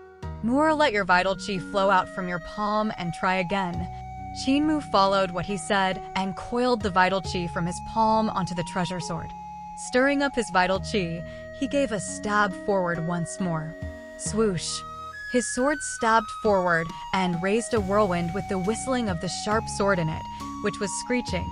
Young Patriarch's eyes twitched and immediately sensed that the power of Qin Mu's stab had been raised by 10%. It was simply formidable for Qin Mu to have such a huge enhancement with just an advice or two from the old crippled. Village chief shouted, "The vital chi thread isn't supposed to coil around the sword and should be rooted in the sword. The sword is part of your body and so is your vital chi. Try again." Qin Mu's vital chi immersed into the sharp sword and fused together with it, instantly making him feel as if he had grown another arm. With this stab, he instantly felt that his strength was like a flood finding a hole to drain out. 70 to 80% of his strength managed to accumulate in his sword as he gave another stab forward. In the village, the wind whistled as the wooden pile that Butcher always used to prop himself on was split into half. Qin Mu stared blankly. His sword hadn't even touched the wooden pile yet. It was the sword wind that had split the wooden pile into two. Young Patriarch exclaimed in admiration. With just a few words from the old cripple, he was able to bring out Qin Mu's potential. He indeed had extremely high attainments in sword arts. Still not enough. Village chief continued, "Your strength isn't fully unleashed. Your strength may have been used on the sword, but what about your spirit embryos? Where's the strength of your spirit embryo? The spirit embryo also has to hold the sword. Stab again." Qin Mu composed himself. In his spirit embryo divine treasure, his spirit embryo followed his movement and stabbed his fingers forward. Not good enough. Where's the secrets of Elixir Heart? Secrets of Elixir Heart not only requires you to cultivate out your Elixir Heart, but also to plant your Elixir Heart in your sword. Plant in your sword now. Still not enough again. Plant the Elixir Heart in your sword. That's the crucial point in Secrets of Elixir Heart. Legs to the earth is the source of strength. Use the leg techniques that Cripple had taught you to borrow strength from the earth. Where are your eyes? Where's Heaven's eyes that Blind had taught you? Let your sword grow eyes too. The punches you had learned from Old Ma cultivate your muscles like a dragon. You've also seen a real dragon before, so why doesn't your sword have the majestic atmosphere of the dragon and the destruction of Old Ma's punches? Qin Mu practiced his stabbing over and over again while village chief expectation grew higher and higher. First, he requested him to adjust his own strength. Then he requested him to adjust the vital chi's strength followed by the spirit embryo's strength as well as incorporating Old Ma's fists and Cripple's legs into the sword skill, increasing the difficulty. In just a short while, he had stabbed countless times. However, village chief remained unsatisfied and made him continue practicing. Granny C, Cripple, and the rest looked at Qin Mu who was practicing his sword and gave off expressions of shock. Every time the sword stabbed out, there would be a short and rush whistle, which was followed by a violent gust that swept both sides. The flags on blacksmith, apothecary, and butcher's shops fluttered backward from it. With every stab he made, a sword mark would be made on the ground. That was the outcome when the sword wind brushed past the ground. Granny C was in disbelief as she muttered, "In just a short time, village chief managed to train Moore into a sword skill expert. This is simply too." Village chief shook his head. "I didn't teach him any sword skill. I merely help him organize his strengths together, piece together what all of you had taught him." Now he had merely learned the basics of stabbing and still have quite a long way to go to master the true stab. Furthermore, there's still hack, curve, parry, wave, poke, jab, intercept, raise, and so forth in the basic movements of swordplay. When he masters all these basic movements, could he be considered to enter the door and be qualified to learn sword skills? Nor try stabbing your pig slaughter knife. Just as he finished speaking, Qin Mu threw his pig slaughtering knife into the air and manipulated his sword to stab it like lightning. Clank! The sharp sword met with the pig slaughtering knife and pierced through the treasure knife made from winter crystal iron. The pig slaughtering knife fell to the ground along with the sharp sword as Qin Mu stared blankly before going forward to take a look. He had no idea he could have such great improvement in just a short time. Stab, the most basic movement of sword skill, could actually have such power. Village chief's heart jolted. It was also out of his expectation that Qin Mu had been able to master stab so quickly. "Moore, you can meet the sword hall master now. Hold it." The young patriarch who was in front of him hurriedly raised his hand, and a wooden club flew over from the forest. Stretching a finger out, he shaved the wooden club into a wooden sword that was about a yard long and passed it to Qinmu. Use this sword to meet him and don't use a real sword. Qinmu took the wooden sword and took a look at Granny C. Granny C explained, Sword Hall Master had sealed his other divine treasures and only left his spirit embryo divine treasure opened. With only the cultivation of spirit embryo realm, you will stab him to death if you use a real sword. Go now. Qinmu thought for a moment and placed his sword pouch as well as his junior protector sword at the village entrance. Carrying the wooden sword on his back, he went back into the wooden building next door to meet the Sword Hall Master. The Sword Hall Master was still sitting in Saiza with his hand on his sword case. With his piercing gaze, he asked, You're back from consulting the #1 in sword skills in the world?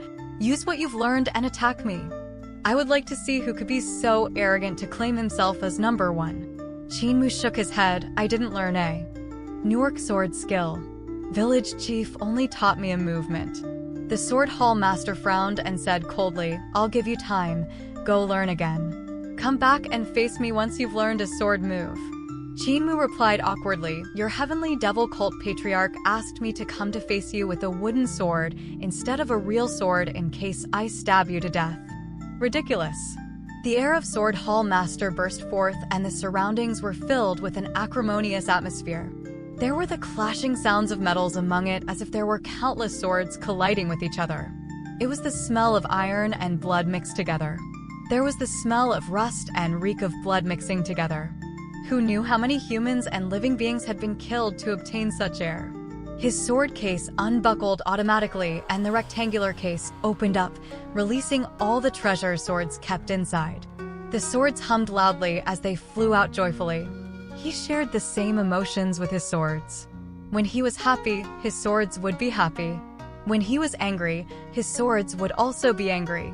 When he wanted to fly, his swords would bring him to the skies, and if he wanted to kill, his swords would slaughter. He was the Sword Hall Master, Sword Maniac. Now he wants to kill, and so the swords in the case flew out and in a split second, filled the entire room with sword lights. Without a thought, Qinmu used his chi to manipulate sword and stabbed forward with secrets of sword clutch. The sword lights burst forth from the sword case, and with a soft clank, the sword lights shattered into pieces. Bang! The Sword Hall Master crashed through the wall behind him in a flash and crashed onto the wooden building opposite with a wooden sword sticking out from his chest. Qinmu jumped in shock and quickly pulled his sword back, taking a look. He only gave a sigh of relief when he saw only some blood at the tip of the sword, and it hadn't pierced through the body of the Sword Hall Master. On the opposite wooden building, the body of the Sword Hall Master slowly slid down. He dropped down faster and faster in the air and landed on the ground on his butt. His eyes were lifeless and it seemed that he was still in a daze. Are you all right? Qinmu waved at him. The Sword Hall Master shook his head in a daze. His body wasn't injured badly, but his spirit had been crushed. Qinmu drew back his head and walked into the next room. In the room was an alluring woman who was looking at the Sword Hall Master downstairs. Hearing Qinmu's footsteps, she immediately turned around and said seductively, Young Master's swordplay is outstanding. You even injured Sword Maniac of Sword Hall. I'm very impressed, but my body is very delicate and not as strong as Sword Maniac. May I request Young Master to be gentle with me? Qinmu blinked his eyes innocently. I'm only 11 years old and coming 12 this autumn. I don't understand what you're saying. The woman's expression turned stiff, then she burst in laughter. I thought you were the same as those stinky men and had decided to charm you, yet I had forgotten you're still young and don't know the affairs between men and women. I'm the Cat House Hall Master of our sacred cult. In the normal days, we live in a place of entertainment and are used to small talks. I had originally wanted to use the arts of seduction, but I had made a fool out of myself. I'm impressed that Young Master could defeat so many Hall Masters at such a young age. However, I shall not be competing sword skills or fist skills. I shall be competing body techniques with you. She took out her rouge case and gently opened it, giving off a tranquilizing sweet scent. This is my favorite cardamom rouge. You and I shall stain our fingers red and compete in body movements in this room. We're only allowed to smear each other's faces, and whoever that has more finger marks on the face loses. How's that? Qinmu nodded and smiled sweetly. All right, please go easy on me, big sister. Sweet talker. The cat house hall master burst with joy and gave him a supercilious look. She stained all her 10 fingers red and passed the rouge case to Qinmu, who stained his 10 fingers red as well. The cat house hall master suddenly moved and her body was like a slithering snake. Her vital qi transformed into a snake tail and coiled around Qinmu's legs. Qinmu stared blankly. He had seen this body motion before. It was when he was at Grandma Temple where he had fought a young girl who had this kind of body motion. The young girl's vital qi had transformed into a huge snake and coiled around his body. The young girl had slithered up and down his body before getting bruised all over by his 1,000-armed Buddha. Could that girl be the disciple of this hall master? Qinmu's feet pushed forward, and before the cat house hall master could wrap herself around him, he escaped. The woman laughed gently and slithered up the wall. Her snake tail coiled around a pillar in the room and attacked Qinmu with her intricate finger skills. Her arms were like spirit snakes as well and could warp freely. Her 10 fingers were like 10 spirit snakes as well, and what was even peculiar was her jade-like fingers could actually stretch longer and shorter at will. Even her arms could do it too. Qinmu then saw something even more peculiar. The cat house hall master's body could also become thin and long, so flexible as if she had no bones.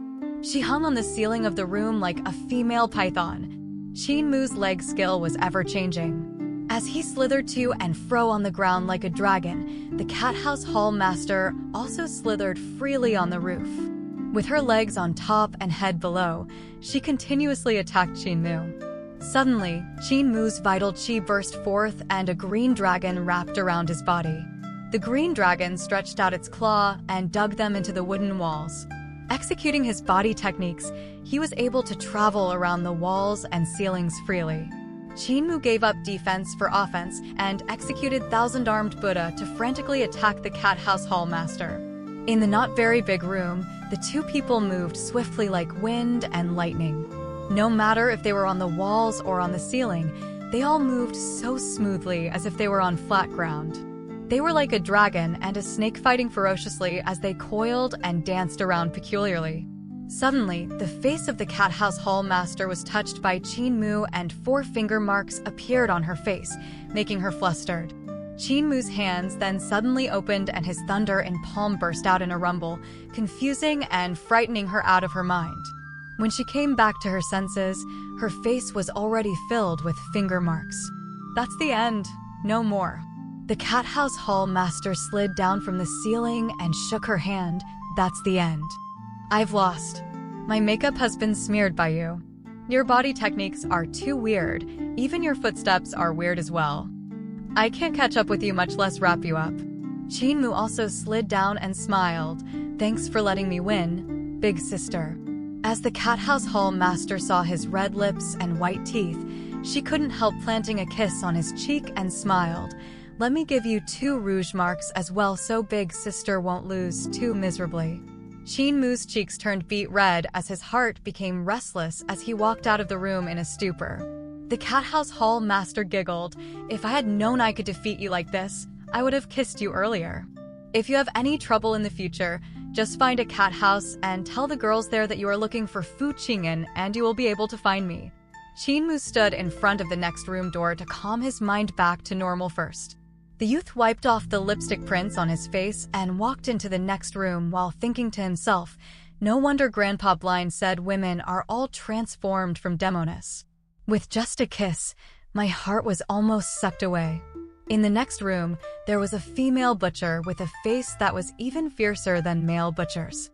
She was grinding her pig, slaughtering knife in her hands, and had a bone pick in her mouth. Just as Qinmu entered the room, the female butcher brandished her knife and slashed towards Qinmu without a word. Raising violent gusts of wind in the small room, every slash was so ruthless that it could slice apart his belly without mercy. Qinmu immediately pulled out his knife to block.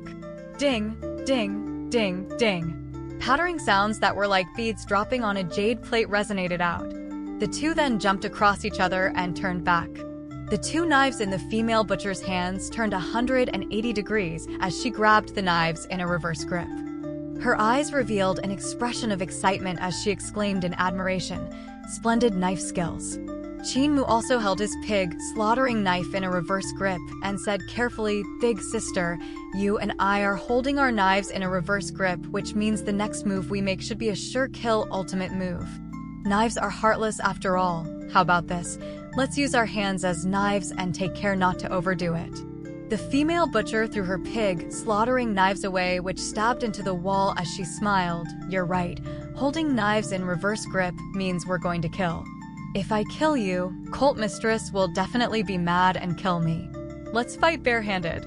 Qin Mu's vital chi whirled and swept up his pig slaughtering knife to sheath it back. With a jolt of his hands, flames ignited into two knives.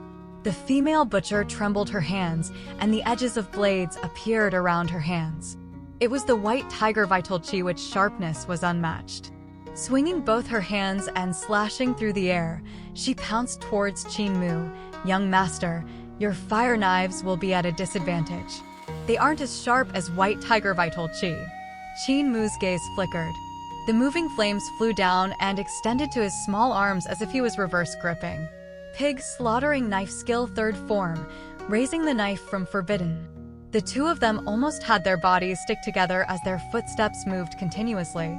With their knives so close to each other, they didn't even have to use their eyes to look. Just by feeling the strength coming out from one another's body, they could tell each other's movement and react accordingly, be it offense or defense. The main thing about reverse gripping was to be close, to minimize the degree of swings, to maximize the speed of the knife and tricky angles. This is the highest level of battle method among the battle techniques. No matter if it's the spell factions or the divine arts faction, if they were to let an expert on the battle technique school be so close to them, they'll surely die. All 640 muscles in Qin Mu's body continuously trembled under his skin to provide him the maximum burst of strength in the shortest distance. In just a short while, the female butcher and he were sweating profusely.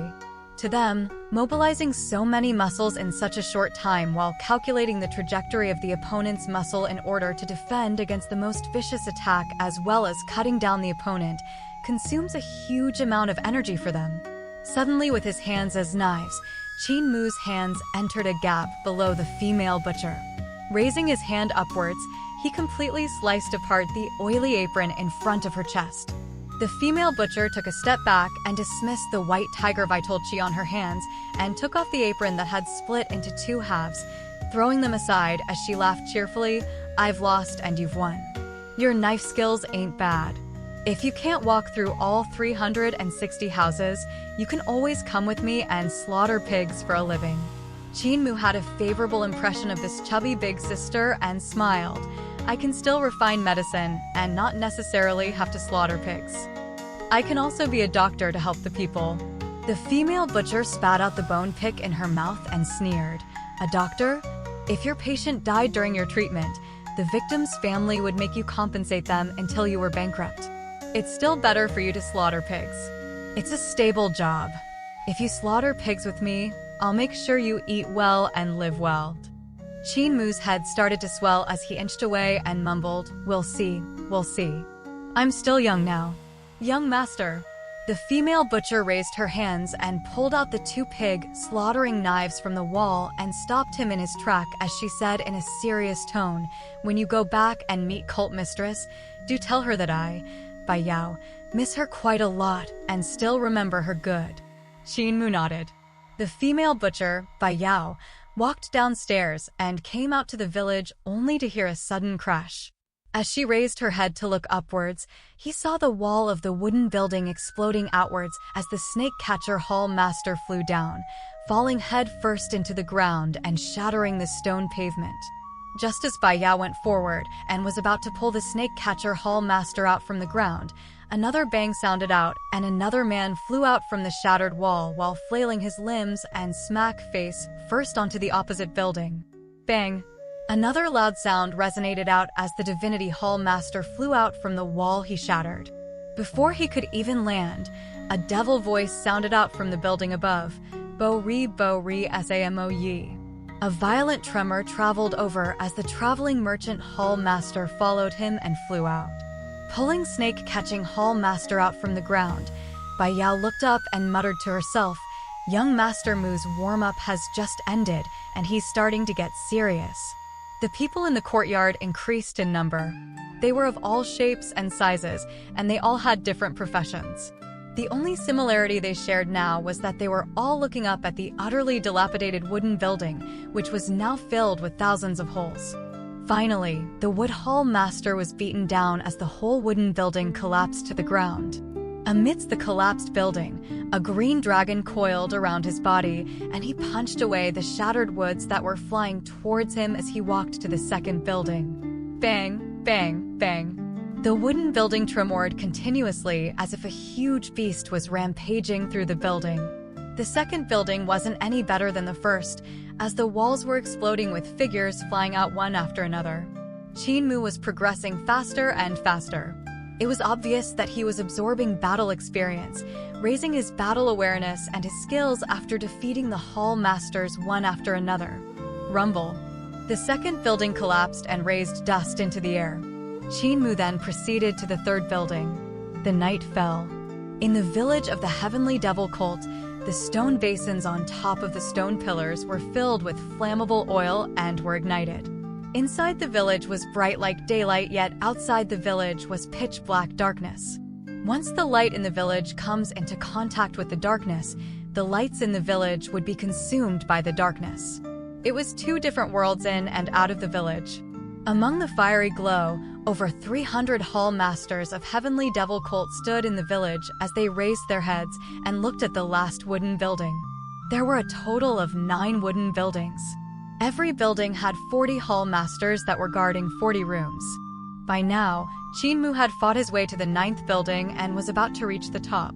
Young Master Mu hasn't taken a rest for an entire day and night, am I right? Cathouse Hall Master replied softly. He started fighting since morning, and other than having lunch and dinner, it seems like he hasn't stopped fighting yet. Wind Riding Hall Master said, "It's almost morning and he is about to reach the top of the 9th building. Doesn't his energy and vital chi seem too plentiful?" It doesn't appear that he had used up any at all. In addition, his stamina is so powerful that it's scary. However, the few fellows at the top floor of the 9th building aren't that easy to deal with either. On the top floor, the 4 people were the 4 great cornerstones of all 360 hall masters: Green Dragon, Vermilion Bird, White Tiger, and Black Tortoise. These 4 halls corresponded to the 4 great spirit bodies, and therefore, the chosen hall masters were outstanding talents who were carefully picked. These 4 halls had the strongest martial power among all 360 halls. The other hall masters all have their own talents and managed a single profession, whereas these 4 halls were only in charge of battle prowess. In the history of Heavenly Devil Cult, most of the cult protector elders come from these 4 halls. Even some cult masters had come from these 4 halls. The room in which Qin Mu had entered was the White Tiger Hall Master's room. White Tiger Vital Chi specializes in sharpness and is unbreakable. Back when the cult master, Li Tianqing, was killed wretchedly on his wedding night, and the cult mistress having vanished with the cult's legacy Holy Bible, the 4 great hall masters were all trained by the Devil Cult Patriarch to take over as the next cult master. Though he didn't expect them to be able to expand Heavenly Devil Cult, he wanted them to not be swallowed up by Eternal Peace Empire. Even though the 4 great hall masters didn't reach the anticipation of Devil Cult Patriarch, they all had astonishing growth and strength. Despite White Tiger Hall Master having sealed his other divine treasures and leaving his spirit embryo divine treasure open, he was still a formidable enemy that Qin Mu had never met before. This woman had refined her vital chi into an extremely durable vital chi thread. However, she didn't cultivate any methods of using chi to manipulate sword. Her vital chi thread itself was her sword. It was almost impossible to see her vital chi thread clearly. When Qin Mu stepped into the room, the White Tiger Hall Master had her vital chi thread extending out from her 10 fingers and draped around all corners of the room, making it difficult for Qin Mu to walk. Her body was like an enchanting demoness in the great ruins. She was extremely flexible and moved freely in the room. Her fingertips had waves and waves of vital chi swords shooting out in all directions towards Qinmu. They appeared to be her fingernails, yet they also seemed like flexible swords that could control their lengths freely. Moving like a feline, she was extremely nimble in the small room.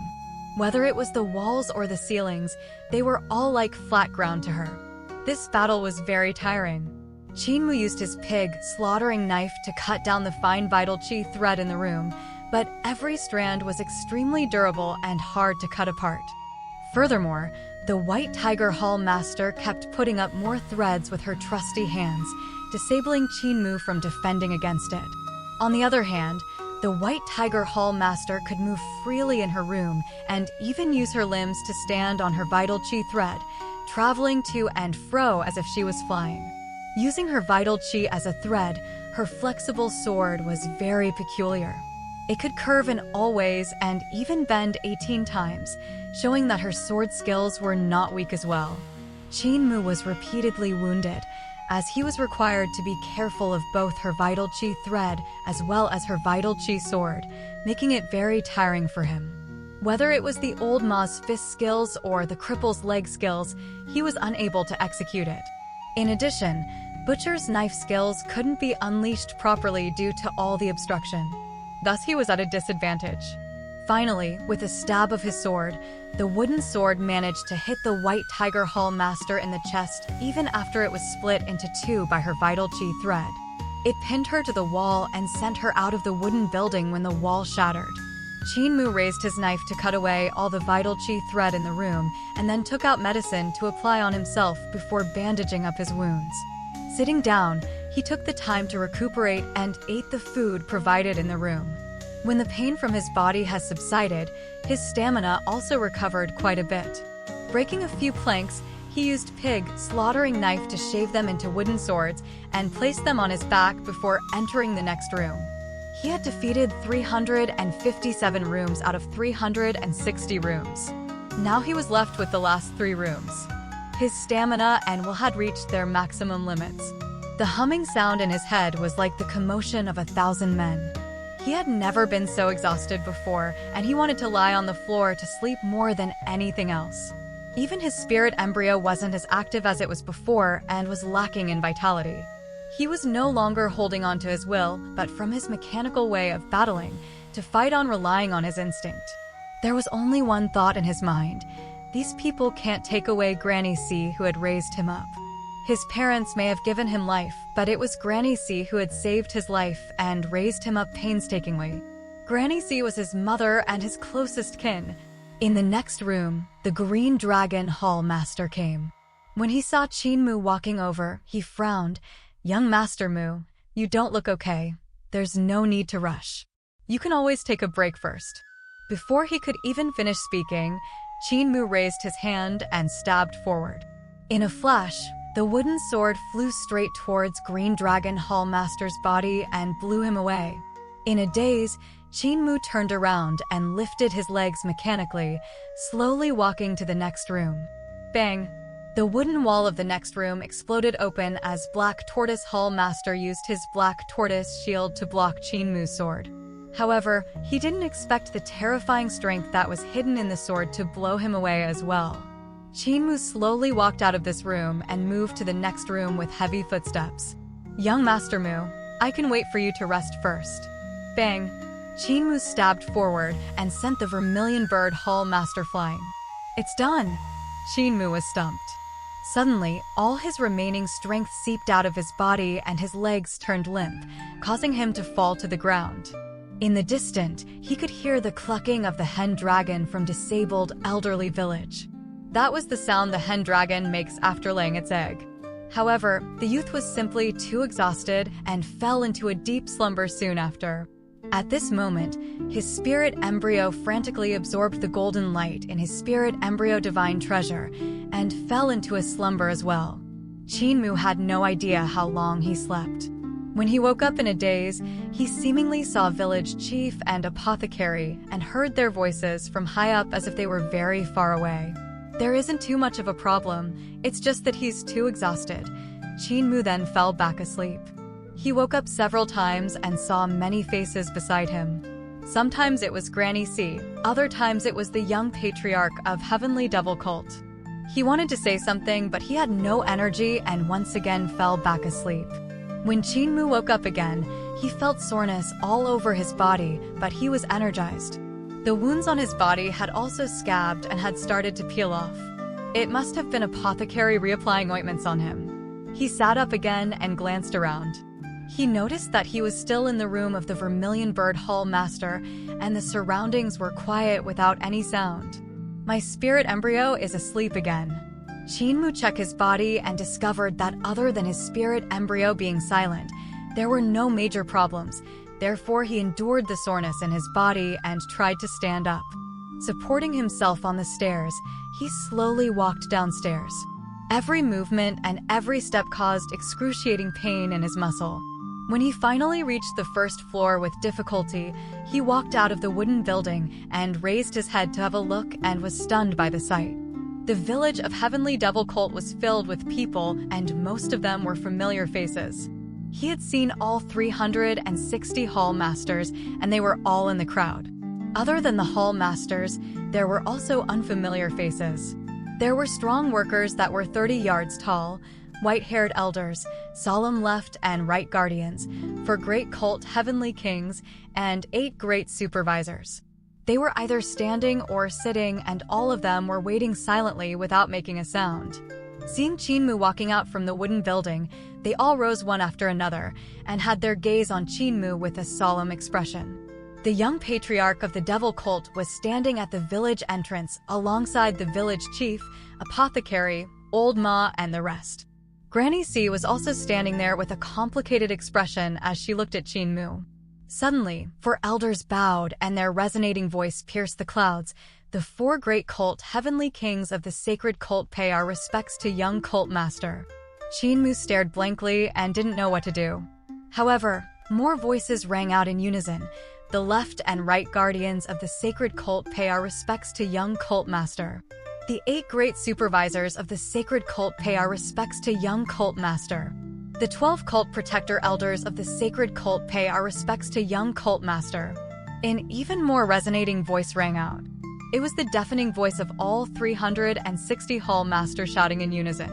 The 360 hall masters of the sacred cult pay our respects to young cult master. When had Qinmu ever seen this kind of spectacle before? He couldn't help but feeling flustered and looked pleadingly at village chief, Granny C, and the rest. However, they remained where they were and looked from afar. The cowherd boy of disabled elderly village composed himself and suddenly had a calm bearing as he slowly raised both of his hands and spoke in a steady pace.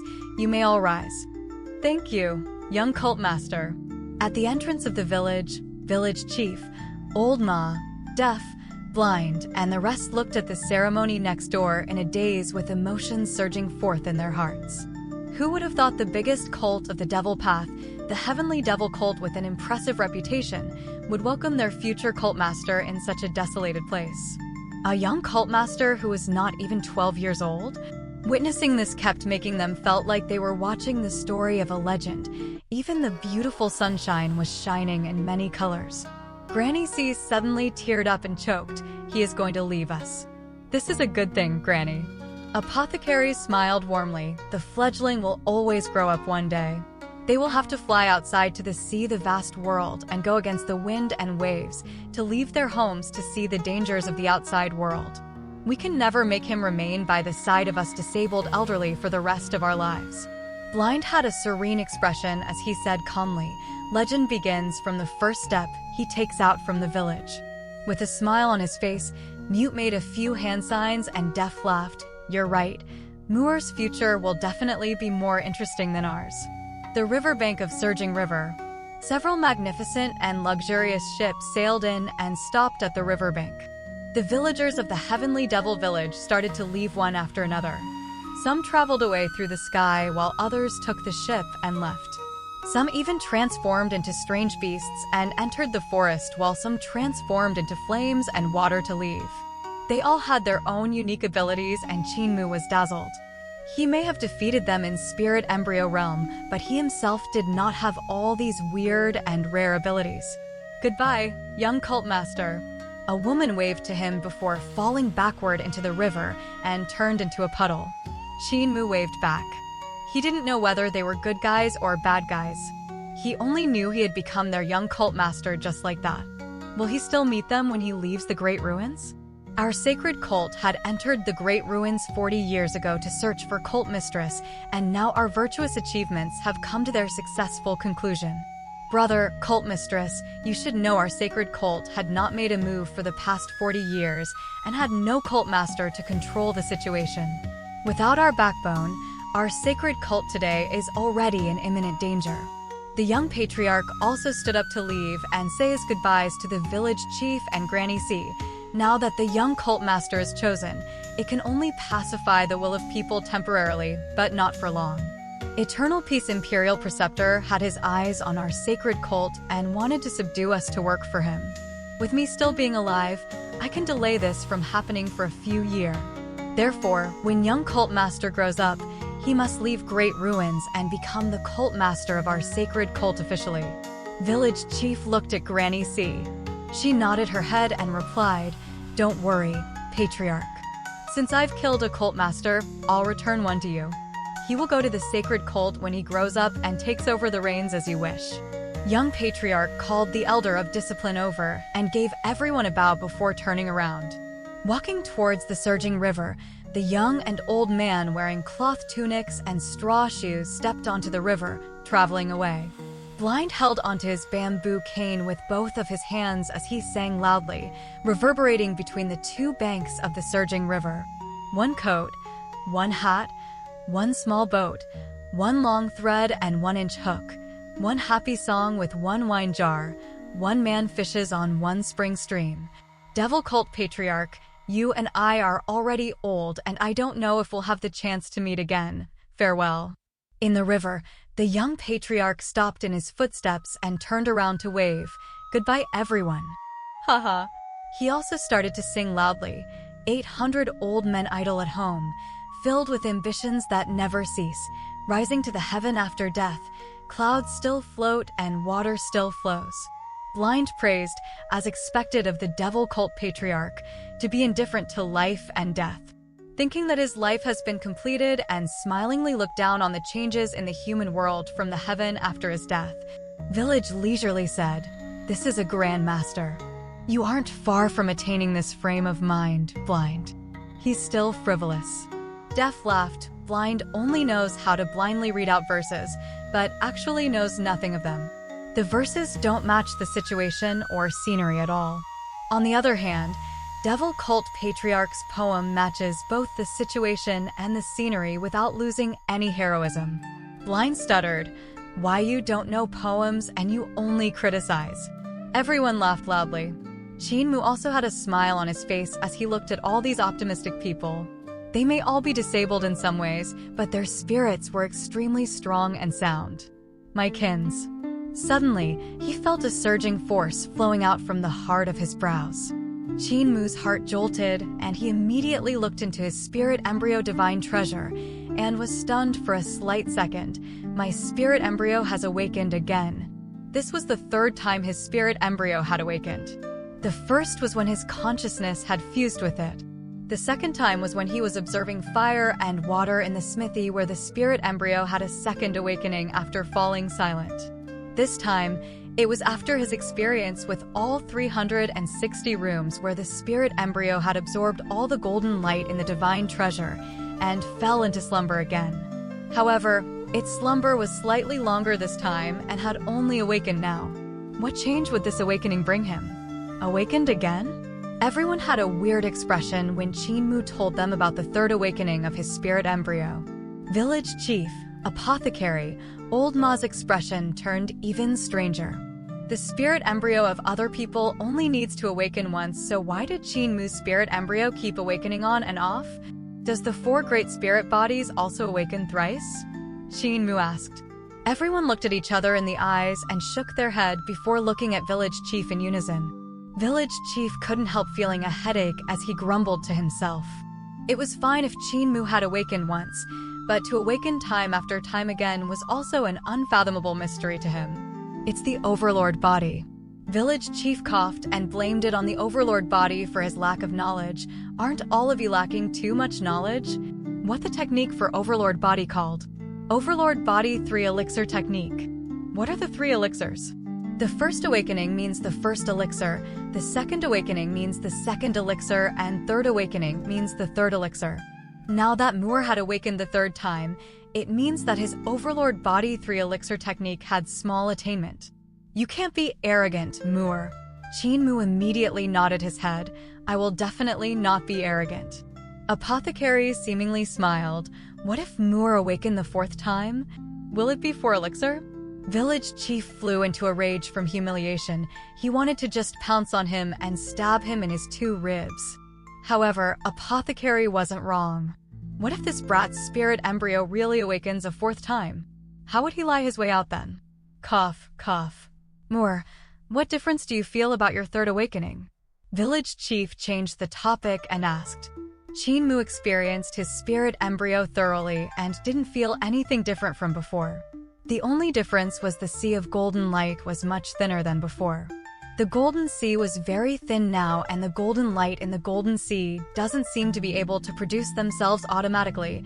Every bit that was absorbed by the spirit embryo meant that it was becoming lesser. Qin Mu executed his vital qi, and his spirit embryo mobilized his vital qi as well. Sometimes it was green dragon coiling around his body, while other times he was covered by the black tortoise or would grow wings on his back. His vital qi would transform according to his will and no longer had to observe fire and water. Qin Mu told everyone, and they all looked at each other in dismay, unable to understand the change. This is a good thing. Village chief let out a murky breath and said, the 3rd awakening of the overlord body's spirit embryo allows him to change his attributes as will. In battles, this would allow him to easily unleash the power of various moves, and that's the marvel of the overlord body 3 elixir technique. Everyone nodded their heads.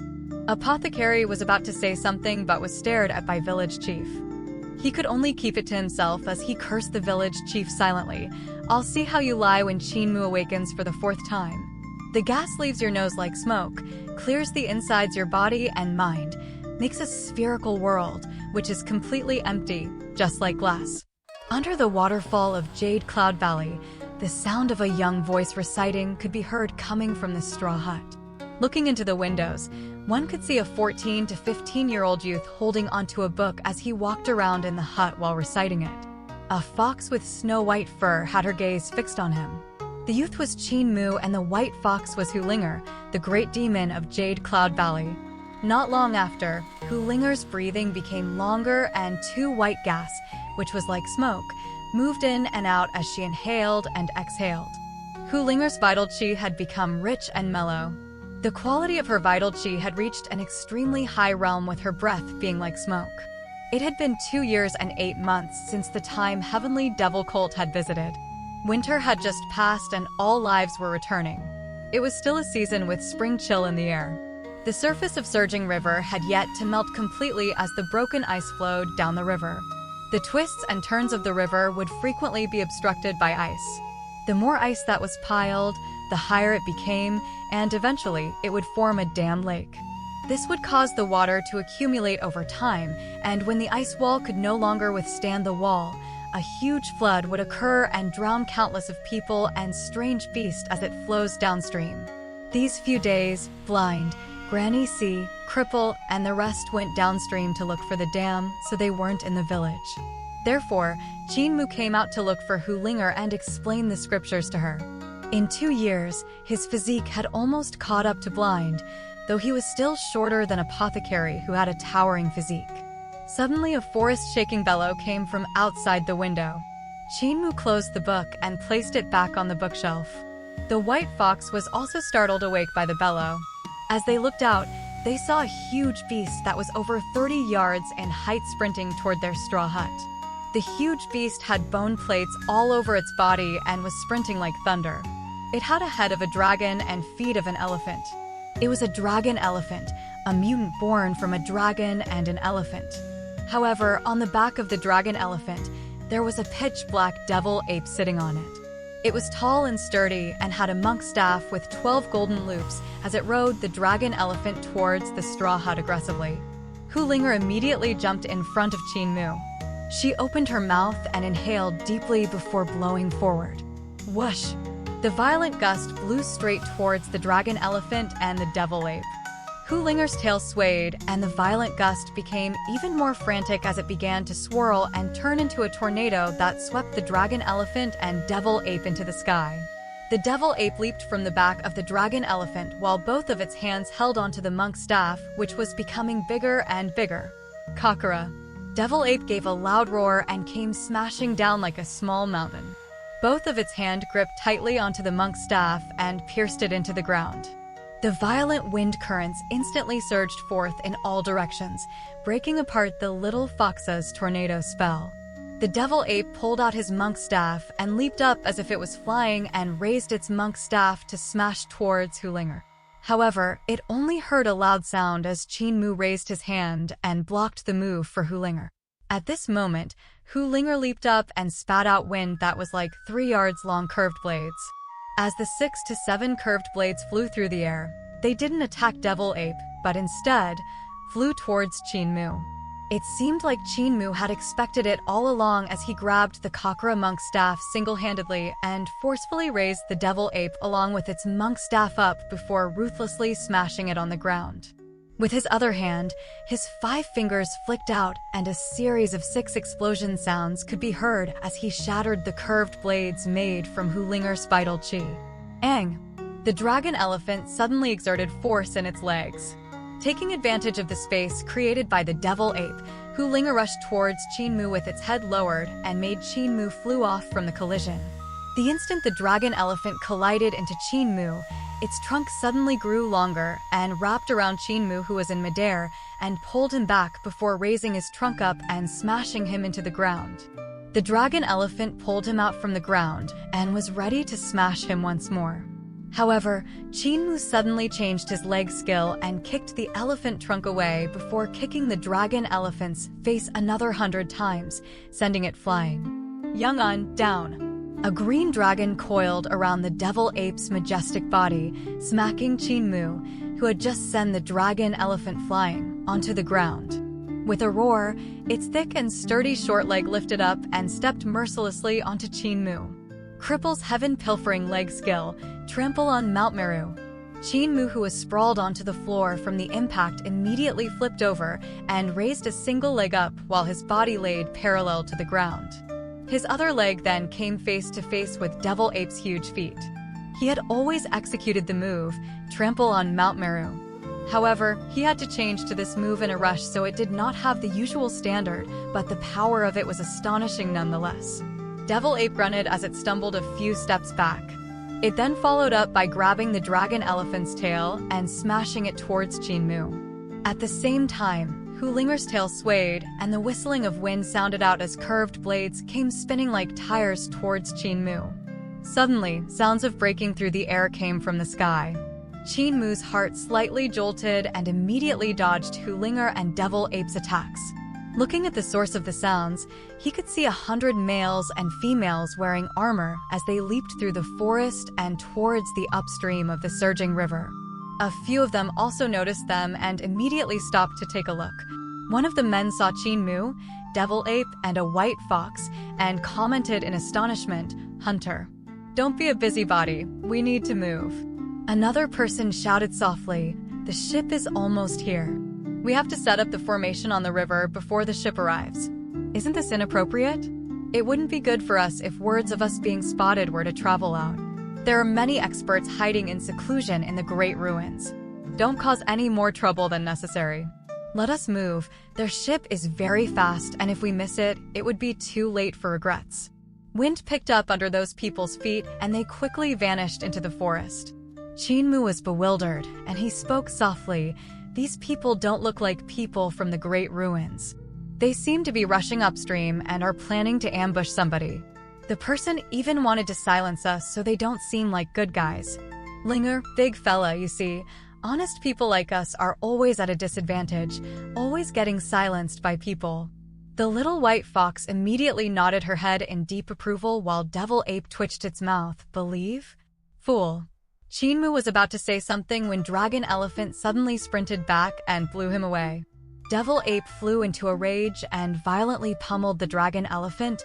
Rest, understand? Dragon Elephant whimpered from the beatings. Chinmu had also wanted to give it a beating, but seeing how badly Devil Ape had pummeled it, he let it go.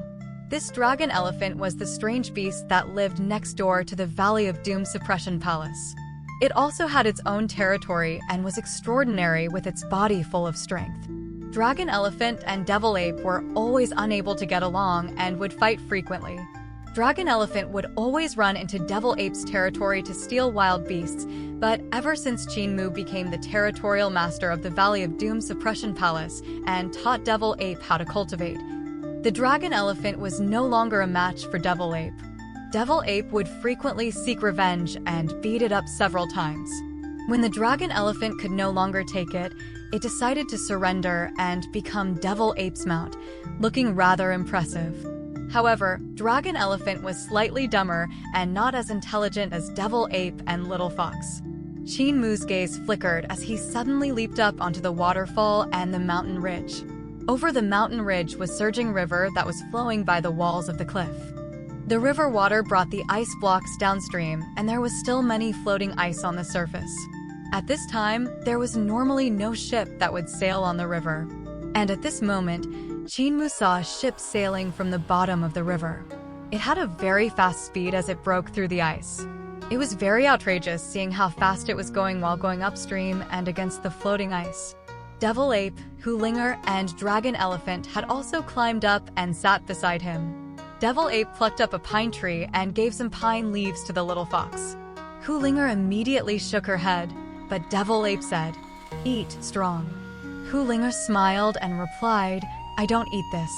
Devil Ape then brought the pine leaves to the face of Dragon Elephant and said, "Eat strong." Dragon Elephant shook its head, but Devil Ape pressed down his head and pummeled it again in anger. "Eat." Dragon Elephant's eyes welled up with tears and ate the pine leaves silently, appeasing Devil Ape, who then sat down to eat its share slowly. Hoolinger couldn't resist speaking out, "Big fella, did you know? Dragon Elephant is not a vegetarian. It eats meat as it had the nature of a dragon and not an elephant." Dragon Elephant felt moved and immediately nodded its head. Devil Ape sneered, "Vegetarian, strong." "Aye, vegetarian, strong." Dragon Elephant's tears flowed profusely as it continued to eat the pine leaves. The ship sailed closer, and Chinmu immediately saw the officers and soldiers wearing armor on the ship. There was an imperial canopy, and under it was a young general sitting there in an imposing manner. On the wide deck, there was also a few paintings. In front of every painter was a bronze mirror that was 3 yards in height. At the side of the ship, there were also soldiers dressed like herders as they opened iron cages and released the golden eagles from the ship. Awakening his heaven's eyes secretly, he could see pictures of green hills and clear waters that kept on changing appearances as reflected on the bronze mirrors. Suddenly, the cries of eagles sounded out, and Chinmu raised his head to see a golden eagle flying above them. He instantly realized what was happening. The pictures in the bronze mirror is showing them what the golden eagle is seeing. What sorcery is this? To project what the golden eagle see into a picture on the mirror. That's it. The painters are painting a topographic map of great ruins, releasing the golden eagles high up into the sky to look at the topography of the areas around Surging River, then projecting it onto the bronze mirror allows the painters to paint the landscape. In this way, as they sail from downstream to upstream, they could paint out the topography of Surging River. Who are these people? Why are they painting the topographic map of Surging River? What are they using the map for? Chinmu blinked his eyes in puzzlement. At this moment, a soldier quickly went under the canopy and knelt down on one leg as he gave a fist and palm salute. "General Chin, there's someone spying on us on the riverbank." The young general under the canopy raised his eyebrows and turned his head to look at Chinmu. Chinmu's heart leaped as the gaze of the general turned over. It was as if there were 2 extremely bright lights shining over, dazzling his eyes and disabling him from seeing anything. Hoolinger and Devil Ape also exclaimed in astonishment and covered their eyes with their hands. Only Dragon Elephant was concentrated on eating the pine leaves and didn't notice anything wrong. They're just normal villagers on the riverbank. The General Qin closed his eyes to take a nap as he said, "They aren't any threat if they can't even handle my gaze. There's no need to worry about them." "Yes, General." The soldier hesitated for a moment and continued, "General, 7 months ago under the Emperor's orders, we had searched and seized the house of Yanzheng, the director of Board of Rights. Yanzheng always had an honest reputation among all levels of society and frequently spoke up for the small sections. He was also from the Huaqing sword sect and had a high position in all levels of society. Seeing how General had seized his house and threw him into prison with the Emperor ordering his execution under General's hand, our journey won't be too smooth. The remaining of Yanzheng's lackeys would lay their hands on us." General Qin smiled coldly. "It was the Emperor's order to search and seize his house. It was also the Emperor's order to execute him, so what does it have to do with me?" Yanzheng angled for fame and actually accused that Imperial Preceptor had intentions of mutiny, wanting the Emperor to immediately execute the Imperial Preceptor. How preposterous! For just a slight moment of fame, he would dare to drive a wedge between the Emperor and Imperial Preceptor's friendship. He deserves death due to his impure intentions, so who else should be killed if not him? He rubbed his temple and sighed. "The Emperor wanted me to seize his house and execute him because I'm Imperial Preceptor's disciple and was promoted by him. It's also to tell all levels of society that the Emperor has had the utmost trust in Imperial Preceptor and for the rest of the treacherous court officials to give up these thoughts. What a pity that some people couldn't see the current politics clearly and could not understand the meaning behind them, sending themselves to death." The soldier continued, "However, there might be people angling for fame waiting to ambush us."